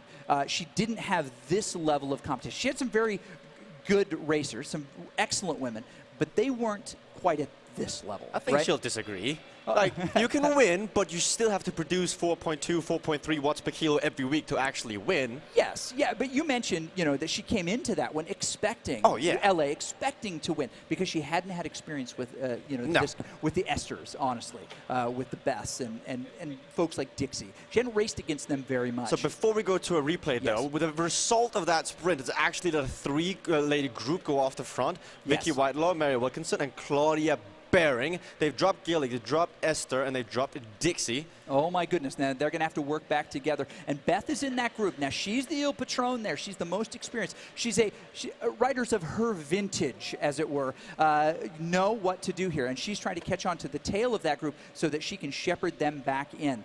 But she knows when she's going to try to make her moves in this race, and it may not be today. She's got to make that go, no-go decision. Right now, the time to close the gap is now. She's got 24 hours to recover, right? But should we just have a look at the replay of that last sprint, Chris? Let's see how it looked at. And if you look over on the right side, you'll see many more of the little details kind of happening. Here's Mary with her big kick, trying to make this thing go. And it looks like she's just opening that gap. We can't see the distances quite enough here. Esther, almost able to close it down, but look who comes around at the very end, Claudia Bearing. Claudia got it. You could see she was sitting in. She knew exactly what to do. She's got the DS and the owner of Team Drafts, Scott Cunningham, right next to her. He's telling her what to do, when to do it, so she can turn on race brain and just listen, and then act to all the words being said to her. Now, if that had been the top, look at that face. If that had been the top of the race for her, okay, Beth has rejoined this group. Now she's got to do a little sled dogging. You know what sled dogging is? No idea. Sled dogging is what I do in a group. I get on the back of that group and I start to mush those dogs. Yeah, right? And I tell them how to go faster. And truly, I'm like, okay, pick it up a little bit. Now, if I start to struggle a little bit, all right, just take it easy, just back it off. You don't have to do it all right now. Okay, a little more on this hill, a little less on this hill. Right? She can be the musher here, and she can sled dog. But she won't do that. It's Beth York. Yeah, she'll go to the front straight away and help pull the group along. She's got Dixie Newson in there as well. She does. Now, this is really interesting to me. Janet Gillick, a very, very strong rider. This is her first virtual race, right? Not her first virtual race. She's got the Canadian jersey. It's the first CVR. I'm sorry. Event like this. You're right. My mistake. But at least that wasn't as embarrassing as trying to pronounce Scandinavian names. But we've got, she's found herself in the wrong side of this selection, right? Maybe she followed a wheel that allowed the gap to happen. Maybe she created the gap. Maybe she just looked around and they were gone, right? But now it's on her to try to salvage this because she's going to have to sprint against teammates for these points. She'd be better off to be up in the group. How much effort does she put into trying to catch these women who are now 20 seconds ahead? None. If you are Gillig, if you are Esther, you realize that group is gone. On Swift, 20 seconds equals a minute in real life.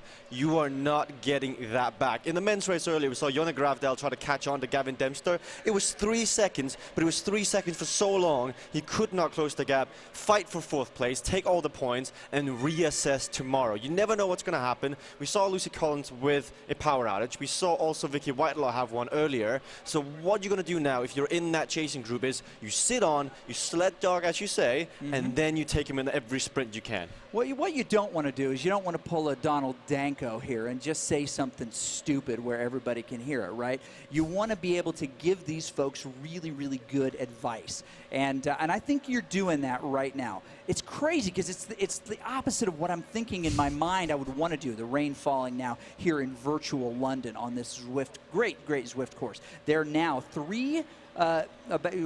Jennifer Reel's about 3 kilometers away from this 1X point. The others are getting very, very close to it. In fact, we can see it over Mary's shoulder. They're starting to gear up, starting to make things happen in this field here. Now, someone's going to sprint here. Is it going to be Mary who's going to try to capture all these points, or is she content just rolling through with the group and maybe saving a little for the end? That 3-man group in the front is so interesting, though, because we got Vicky Whitelaw, who we know is going to take it up from far out again. She's got Carl Augustin from Innovation feeding her words of wisdom. She's going to go long again. She'll go with 800 meters to go. Claudia and Mary, they're going to sit in, and then we're going to see a sprint between Mary and Claudia for all the points. This is really not Vicky's terrain, as we've seen. She needs to go along, whereas Claudia and Mary, they've got that extra kick when it comes to the finishing meters. No kidding. Hey, about 2,000 people watching on Mixer right now. 2,000? About another 300 watching on Facebook. They love these women, and yes, we do too. Click that follow so that you can be notified when these women go live. This is a 2-day race, $10,000 here at CVR World Cup Vancouver. Okay, this is the time, and I'm going to ask you, Jesper, in just a second. Vicky, Claudia, or Mary, who is going to take this next sprint point? Commit it to the chat so we can call your name and say how good you are. Okay, but that's only 17 seconds back to that quartet, who not easily, but are very capable of pulling that distance back. Jennifer trimmed off the back. Unfortunately, she's been dropped like a demonic kitten. Lucy still trying to catch back on. Stephanie trying to catch back on. That is not what you want. That is, yeah, definitely not what you want. This next sprint, Chris, is only for 1x. It's only 20 points. And I think that the draft guys, they know well enough to say, Claudia, go for it, but don't go hard for it, because it's only 20 points. And in another 9 kilometers time, you're going to have to fight for 100 points. So if there's one sprint you're okay with losing, it's this one. So no matter what, I think you're guaranteed 16 points, 13 points this one from third place. Get those points and then reassess, because that finishing line, that will set the tone going into tomorrow. It will set the tone indeed. Okay, Vicky in a nice spot here. They are just about to be at that 1 kilometer point. You see the green box, upper left-hand corner. That is the distance to the next sprint line.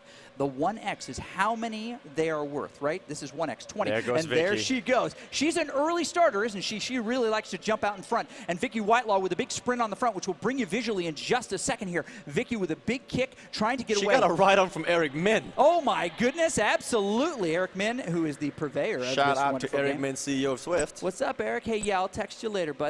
Okay, here we go. Wilkinson moves into that third position, and here comes Claudia Baring. She wants to be in the right spot. For Claudia Baring, what is the right distance for her to go? Well, it's not at all. I would not go for this one. I would sit in the wheel of Mary, sit in, draft, only do the necessary power to actually sit in the wheel and then get ready for the final sprint. Because really, we're talking 20, 18, 16 points. There's no appreciable difference here for this 1x. That's 4 points, and if you got to spend energy for 4 points, then I think you're doing it wrong. Okay, now they do have 24 hours to get, she might like to have her name called a little bit. We've got some folks here who believe that it's going to be Esther. She's a little bit further back. I'm sorry, she's not going to be this.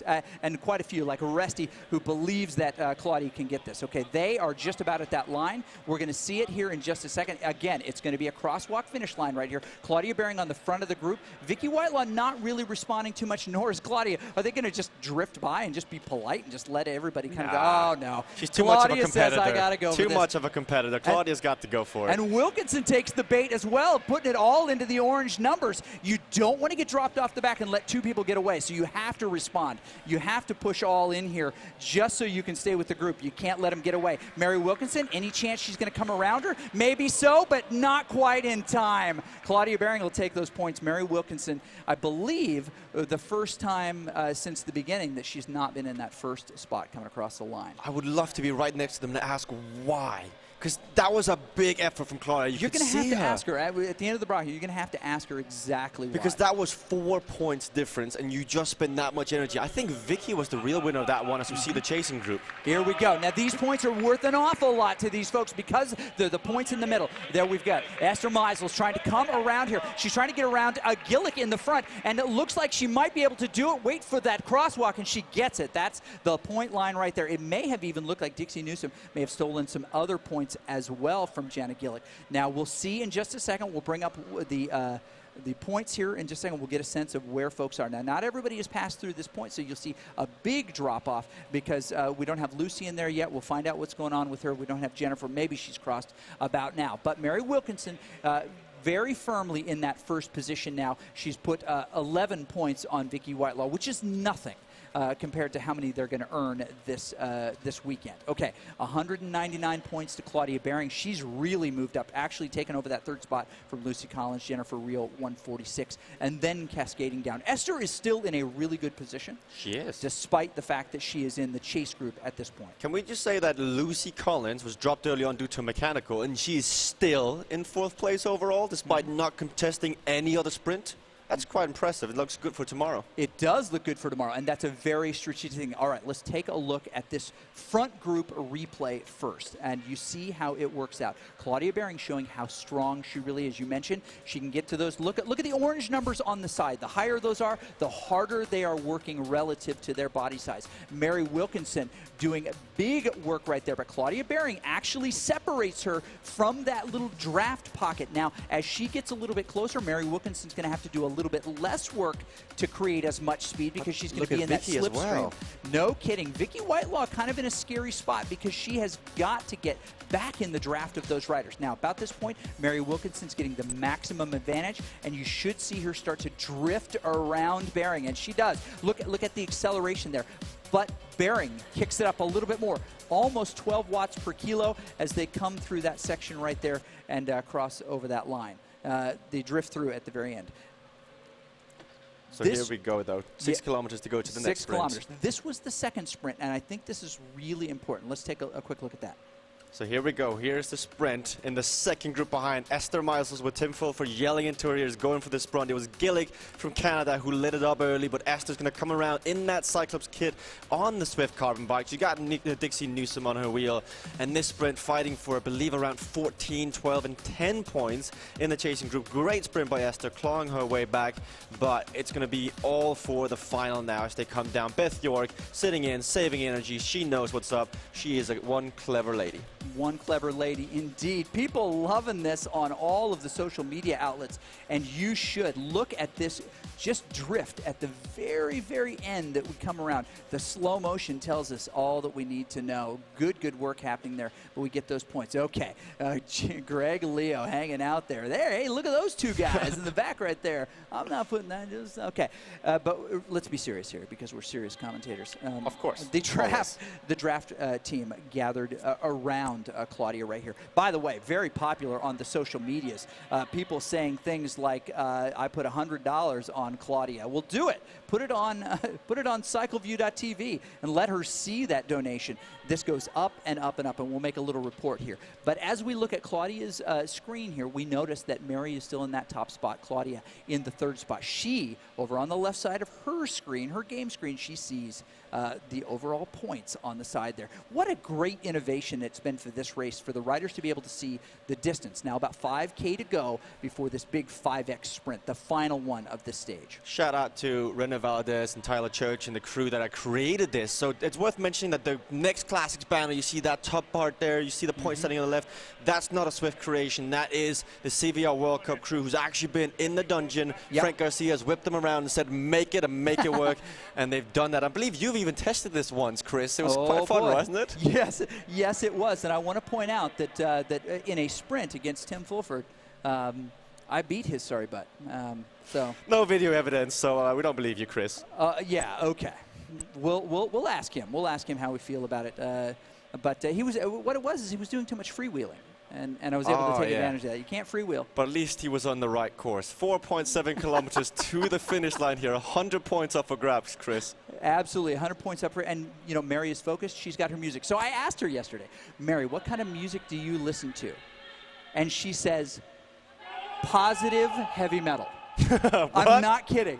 We got to hear this playlist. It's like 90s level, like happy hardcore. No, happy hardcore is what she called it. Happy hardcore. That's what it was called. Okay, this chase group now trying to put it back. Can you believe that Mary Wilkinson listens to happy hardcore? It is Scary Mary, though. It is Scary Mary. It's exactly right. That's what her family calls her. Okay. Vicky Whitelaw in that second position right now, kind of letting Mary Wilkinson do the work. Do you think that we're going to see an escape attempt by Whitelaw or Behring here at the end? I think Vicky will give it a go. I think both Mary and Claudia, they back themselves in a heads-up sprint, so they'll sit in and they will just have an eye at all times on Vicky, because as we saw at the last sprint, Vicky will give it a go. But if you react quick enough, a little known cheat on Swift, trick, I guess, a hack, if you put your power to instant and you jump it up as fast as possible, you actually get back on quite quickly compared to 3-second averages. And it's small hacks and budgets like that that will actually make you a better Swifter. Now, I believe that in each of these, their accounts are all set so that they're the same, so that the reactions are the same, but they may be set currently to they could change if you want to. If you want to change, these are rider preferences. If you want to change your resistance, basically your gearing going into the race, if you want to change power, if you want to change metrics on the screen you're watching, watching, you can do that yourself. Ooh, a little bit of a dig by Whitelaw there. We saw just before we glanced away from that screen, and she was moving to the front. She'd been kind of comfortable in the back. A little bit of a ding of those numbers, and she does move to the front, but Claudia Baring responds very, very quickly. This is that kind of chess game that you play right here. You don't necessarily want to give all your power before you're ready to do it, because other people will use your aerodynamic advantage to stay with you. They don't have to do nearly as much work in the slipstream. We're talking to you, Mixer, who are like, what is this game? It's the hardest Oh, you video mean all game ever. 2,000 people watching over on Mixer right now? Yeah, we are talking people. to you. Exactly, and thank you for joining us. Please kick that follow so that when these women go live tomorrow, you can see them race. Do you love Lucy? Of course you do. Do you love Vicky and Claudia and all of these folks? Jennifer, absolutely. Do you love Stephanie? We all love Stephanie. Do you love Chris Haskell? Well, but you know what? They wouldn't follow. Oh, and now the followers went down. I didn't know that can happen. But it did. Vicky Whitelaw is sitting at the front right now. There's just a little bit of a gap between her and Claudia Baring. Really, it's just, half a wheel at this point. No, now they're overlapped. So are you ready for this, Chris? I think going into this tunnel, coming out, this is where Vicky is going to give it everything. It's the only little incline left to go, and it's a long drag. If you are Vicky and you know this course and you know your competitors, this is where you go. This is where you go. Oh, Lucy trying to recover, trying to get back to that next group. It looks like about a minute and a half. And we'll find out from the officials how that's going to be dealt with. Probably it's going to be treated like any mechanical on the regular road, which is, gosh, it stinks that this happened to you. Let's do everything we can to prevent it. But you are where you are. Okay, coming around her right at the end there, just another rider. We'll cover what's happening on the front here. Mary Wilkinson trying to make things happen. This is where Vicky goes. Yeah, 13 watts per kilo. We're seeing it on the right from Australia. Okay. 8, 9. Is she going to go for it? She's still yet to come around. There she goes in the Alienware kit, Chris. This is Vicky Whitelaw. Okay, she's going to put this at the front. Claudia Baring, very, very savvy to stay right where she is. They're quite a ways. They're still about 2.5 kilometers to the finish right here. That is the only little incline they're really going to get before the big finish. And it was just a little bit of a tester to see what she had. Sometimes you just kind of kick it into your legs to see what they've got. What do you think she found when she kicked them up? Not much, because she stopped it. Yeah. Well, did she stop it because she was feeling a little bit of fatigue?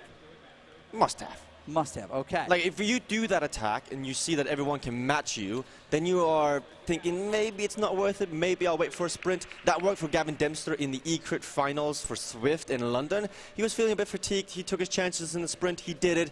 Vicky Whitelaw, I think she's confident enough in her ability to actually steal this one, even in a sprint. Okay, let's see who's got it. Let's give something away. Maybe we'll give away a flannel shirt to the person that guesses it right. Is it going to be Vicky across the line? Is it going to be Mary across the line? Or is it going to be Claudia across the line? Who's going to come across first and gather the most points? Commit it right now to the chat, and then we will know who is right and claim you victorious and glorious. Here we go. They're coming around here about a kilometer and a half to go. 1 mile to go. Yep, about a mile. And this is the chase group right now. There's going to be another sprint. But look at that. Jennifer Reel trying to get back onto this group, and she's going to rejoin at the right time as they're 2 kilometers out. But on the front of this, they're about hitting that 1 kilometer to go, and things are going to get a little bit crazy. We're going to stay on Mary and Claudia for just a second.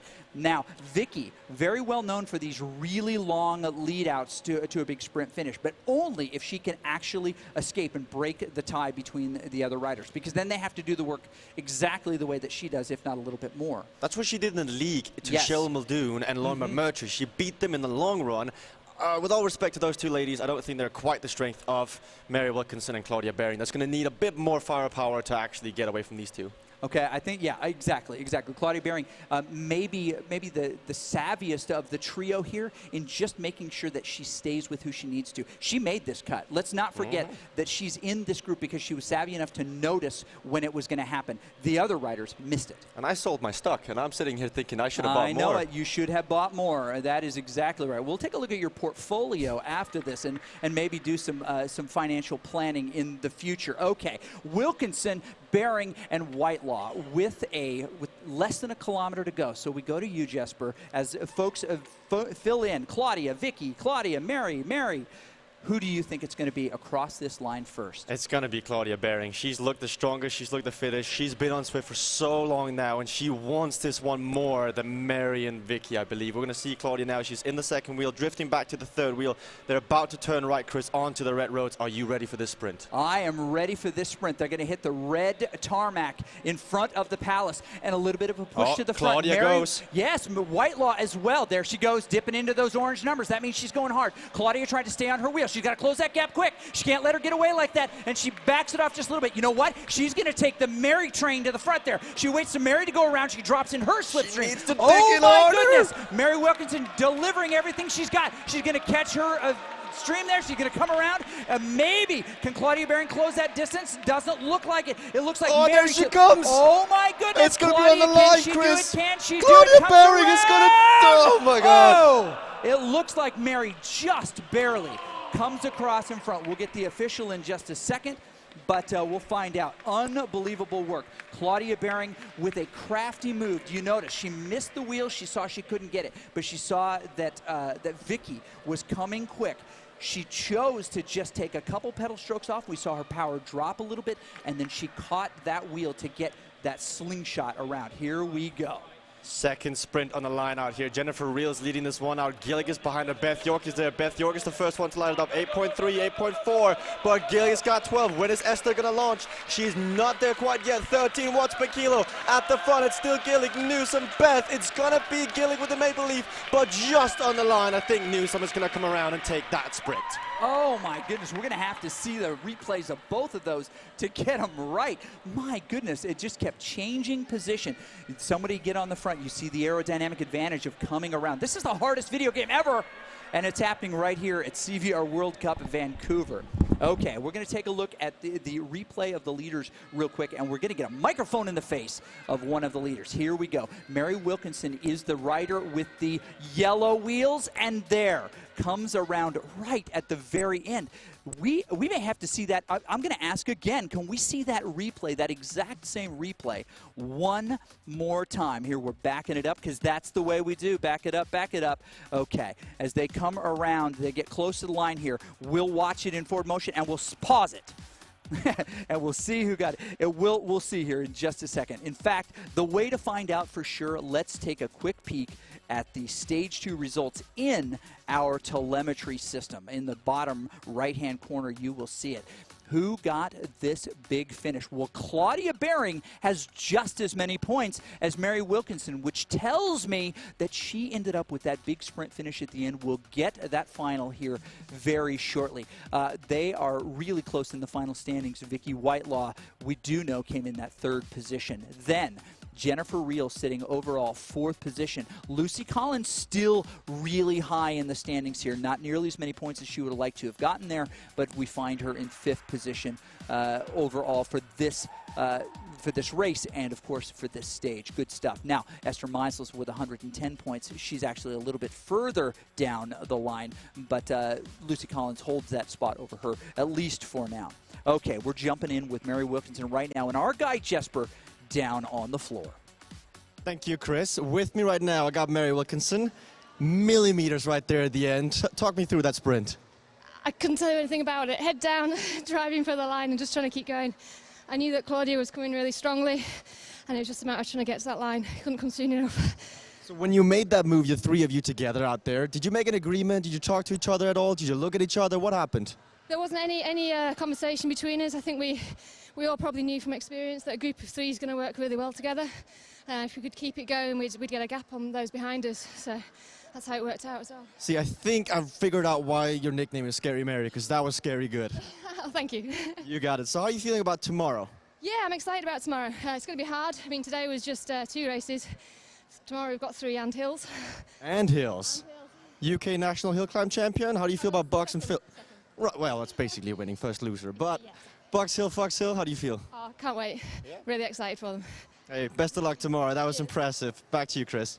Awesome. Lil Papa is offered up a little bit of KFC for Mary if she was able to take that. But it was Claudia Baring, and there were a few people who predicted it was going to be her. Mask, you were one of those folks.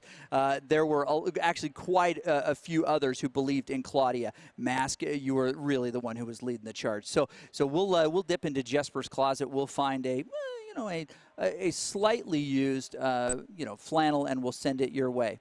Okay, so Jesper is now jumping in with Claudia Baring, who won this stage, took those final points, and was the first across the line to find out what's going on. Jesper. So, Claudia, I just heard that you actually won that on the photo line, photo finish decision. Good? Yeah, you shouldn't have sold all your stock in me. Hey, sorry, I knew that would light a fire somewhere in you, so technically I should be thanking myself for the win? Sure, yes, that's what it was, thanks. Sure. Going into tomorrow, climbing, how do you feel about that? I've actually won the mountain stage last CVR, so I would say I feel confident. You want to say any words to Scott for helping you out with that win? Thanks for putting up with me. I'm not the nicest racer. I'm an angry racer. I think we figured that out, Claudia. The second to last sprint that was worth 20 points that you all went for, did you go all in for that? What happened in that one? I need all the points I could get, so go big or go home. I like that mentality. On your way to 10 grand, step up from last time. Best of luck, Claudia. Back to you, Chris. Awesome, and you saw it, yes, if you're just joining us here, don't leave without clicking that follow, without clicking that like, without sharing it. If you're on Mixer, my goodness, please auto-host this so other people can see these amazing women like Claudia fight it out this weekend for $10,000. It's a virtual bike race. It's the hardest video game ever. We're playing in Zwift, but this is CVR World Cup, which is a worldwide event, and you see these women and why they're here. They are amazing. Some interesting things happened in this. Mary Wilkinson showed her dominance. Vicky Whitelaw showed why she belongs. And Claudia Baring, not willing to just take what other people dictated, takes this final 5x multiplier and actually moves into a fantastic position overall. Things are really heating up for tomorrow, and it's going to complete tomorrow with the men's 3 different stages and the women's 3 different stages. And we're going to initiate the climbing, as you heard from Claudia just a moment ago. So we'll see how that bears out. Now, I noticed that we've got a few conversations happening here and there. We could not do this, of course, without the conversations with folks like Cyclops, right? Saris, and, of course, Garneau. The Power Tap pedals, which translate the power, the Cyclops trainers, which make all these possible. And, of course, Cyclogen, with all of the added software that makes it possible for us to invent point lines in the middle of nowhere, and the brilliant Frank Garcia who makes this stuff all happen. So this has been absolutely fabulous. Now, coming up very soon here, we're going to have a version of this, but it's a team league, and I'll tell you about that in just a second. But I happen to know that Jesper is down on the court right now with Esther Meisels, who found herself in the middle of this field. She was on the wrong side of that break. The trio of women got away. But she's an incredibly strong rider, and she showed why she was at the very end. So I'm interested to hear how the race changes for her, knowing where she is in the point standings and what she has to accomplish in the coming days. So without further ado, we'll throw this down to Jesper and find out what's going on with her. So, Esther, as manager and owner of Team Cycling Up, I got to give you knuckles. That may not have been the race you wanted, but the effort you put into it. We had 2,000 people over a mixer all yell your name every time you sprinted. What do you want to say to all those guys and girls? Thank you. I hope to deliver tomorrow. What is the plan tomorrow? Because the second stage, I believe there's like a sprint every kilometer almost. That's right up your street. Yeah, if I don't go too early. Yeah, talk me through that. You had that first sprint until you didn't? Yeah, because I caught the lead group, and then I thought I can counter it, but it was way too far out, and I did that again later, but it just didn't work. What went through your mind when you saw Vicky was in the front, Mary and Claudia all a minute up the road? What's going on?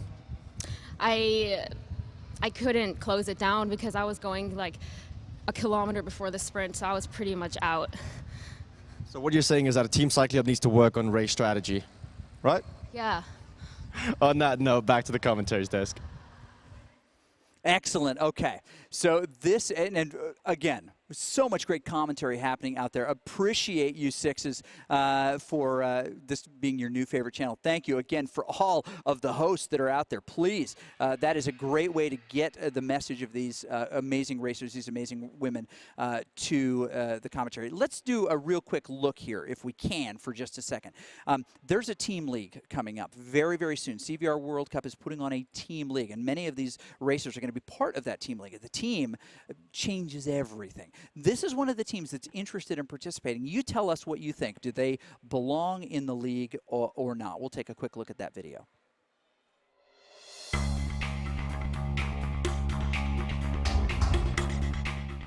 Team Velocity is a global cycling team that is serious about racing and fun.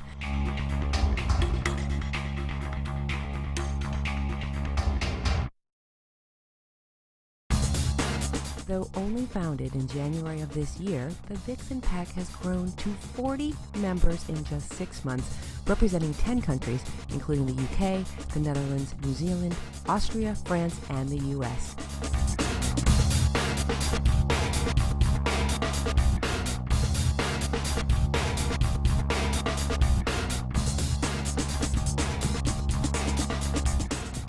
Velocity is committed to build a true esports team that races in-game, as well as more traditional disciplines like road, mountain bike, time trial, and track. The team plans to grow the men's squad, Fox, this summer. We expect our team racers to show up, race, bring their best, be honest, and support their team in a positive way. And that's exactly what we've seen in 2 CVR World Cup events with many podiums, as well as outdoor mountain bike wins, time trial, and road races. Team Velocity Vixen looks forward to racing in the CVR World Cup Team Tour later on this year. You know what, TDK? Just like you, I'm hooked as well. Thank you for all the love. If you're here, click the follow, click the like, make sure that we can communicate when these women are racing. This is going to continue tomorrow, Jesper, and I just got to ask you, did this go the way you thought it was going to go? Yeah, and so much more on top of it. Okay. I expected fast-paced racing, fun racing, but, I mean, Frank Garcia nailed this. This is awesome to watch. Exactly, and it could be a hot mess tomorrow. Stay tuned. You mean hot garbage? Hot garbage. Absolutely. We're going to see more of the Akibe Shuffle. We're going to see more of the Esther Meisel's extreme model wind tunnel kind of effect going on Lucy here. Collins' arm workout, whatever this is. That was impressive stuff. Exactly. You're going to see a lot more of this. And you can follow right here and make sure that you're connected. You can also cheer for these riders over on cycleview.tv. This is the future of bike racing. This is bike racing esport, and it's really, really awesome. And we'll say one more time, real quick thanks to all of the sponsors who've made this possible, right? Yeah, you see them right there. I'm not pointing at myself here. I'm pointing at the nice banner behind myself. The folks behind you, exactly. Garneau, who's making the sweet garments and kits that they're wearing here, and, of course, other gear that the stage winners get, which is fabulous. Yeah, we'll give you that swag here real quick. We've got it hidden under the desk here. We do. Yes. We got Chris Haskell's sock puppet right here, Jesper Fulford. That's exactly right. Beth York's nice cap, CVR World Cup by Garneau. And this one is almost like a World Cup shirt in itself. I quite like this. Yeah, so I think it's a good hot tubbing shirt. You ought to wear that in the hot tub tonight. You have to follow us on Instagram for those behind the scenes. Oh, hello. Okay, very good. So what do people need to know in preparation for tomorrow? It's going to be fast. Tomorrow's going to be the decider. We're going to be live early local time. If you are in Europe, make sure to stick around. I think it's going to be 5 or 6 o'clock, most mainland Europe. Chris, it's going to be insane because tomorrow is going to be the ending of all this. There's no next day. There's no more. Once the third race is done tomorrow, that's it. Somebody will have won, as Chris Haskell puts it, $1,000.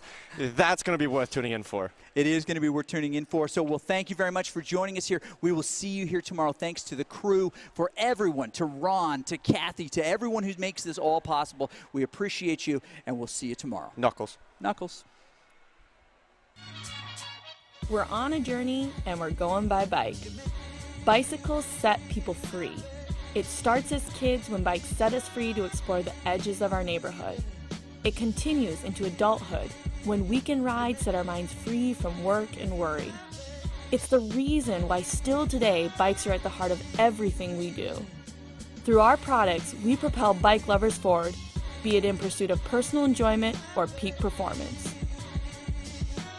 Through our business approach, we strengthen our community in Madison, Wisconsin, where we design and build the vast majority of our American-made products. Through our advocacy, we promote healthier, happier, bike-smart communities, both locally and nationally. We set out on this journey the day Sarah and Chris combined names to form Sarah's. So grab a bike and join us.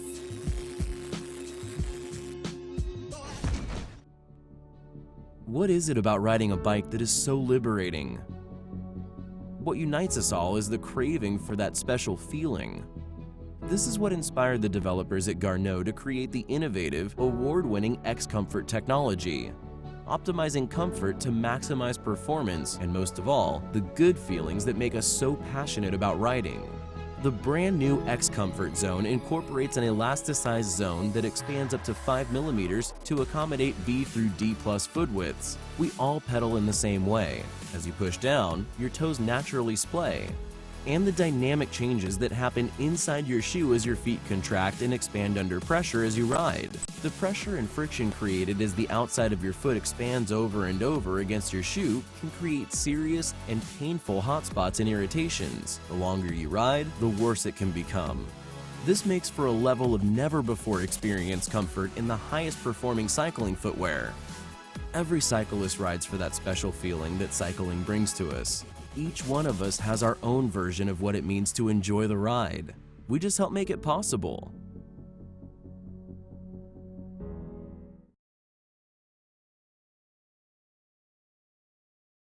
This is my oldest son, Chad. He was a great kid, but on March 14th, 2007, I went looking for him and found him, and he had decided to take his own life. He committed suicide. It took a lot of years before I wanted to say that. There was a stigma to it. I wasn't comfortable using that word. But in recent years, I've learned that we can stop this. We can save people's lives. As a youngster and even as a teenager, I did see some signs, but I would say things like, he's going to grow out of it. It's no big deal. It's nothing. But it is something. We can save our loved ones if we try. So if you see anything like that at all, show people that you love them. Get them help.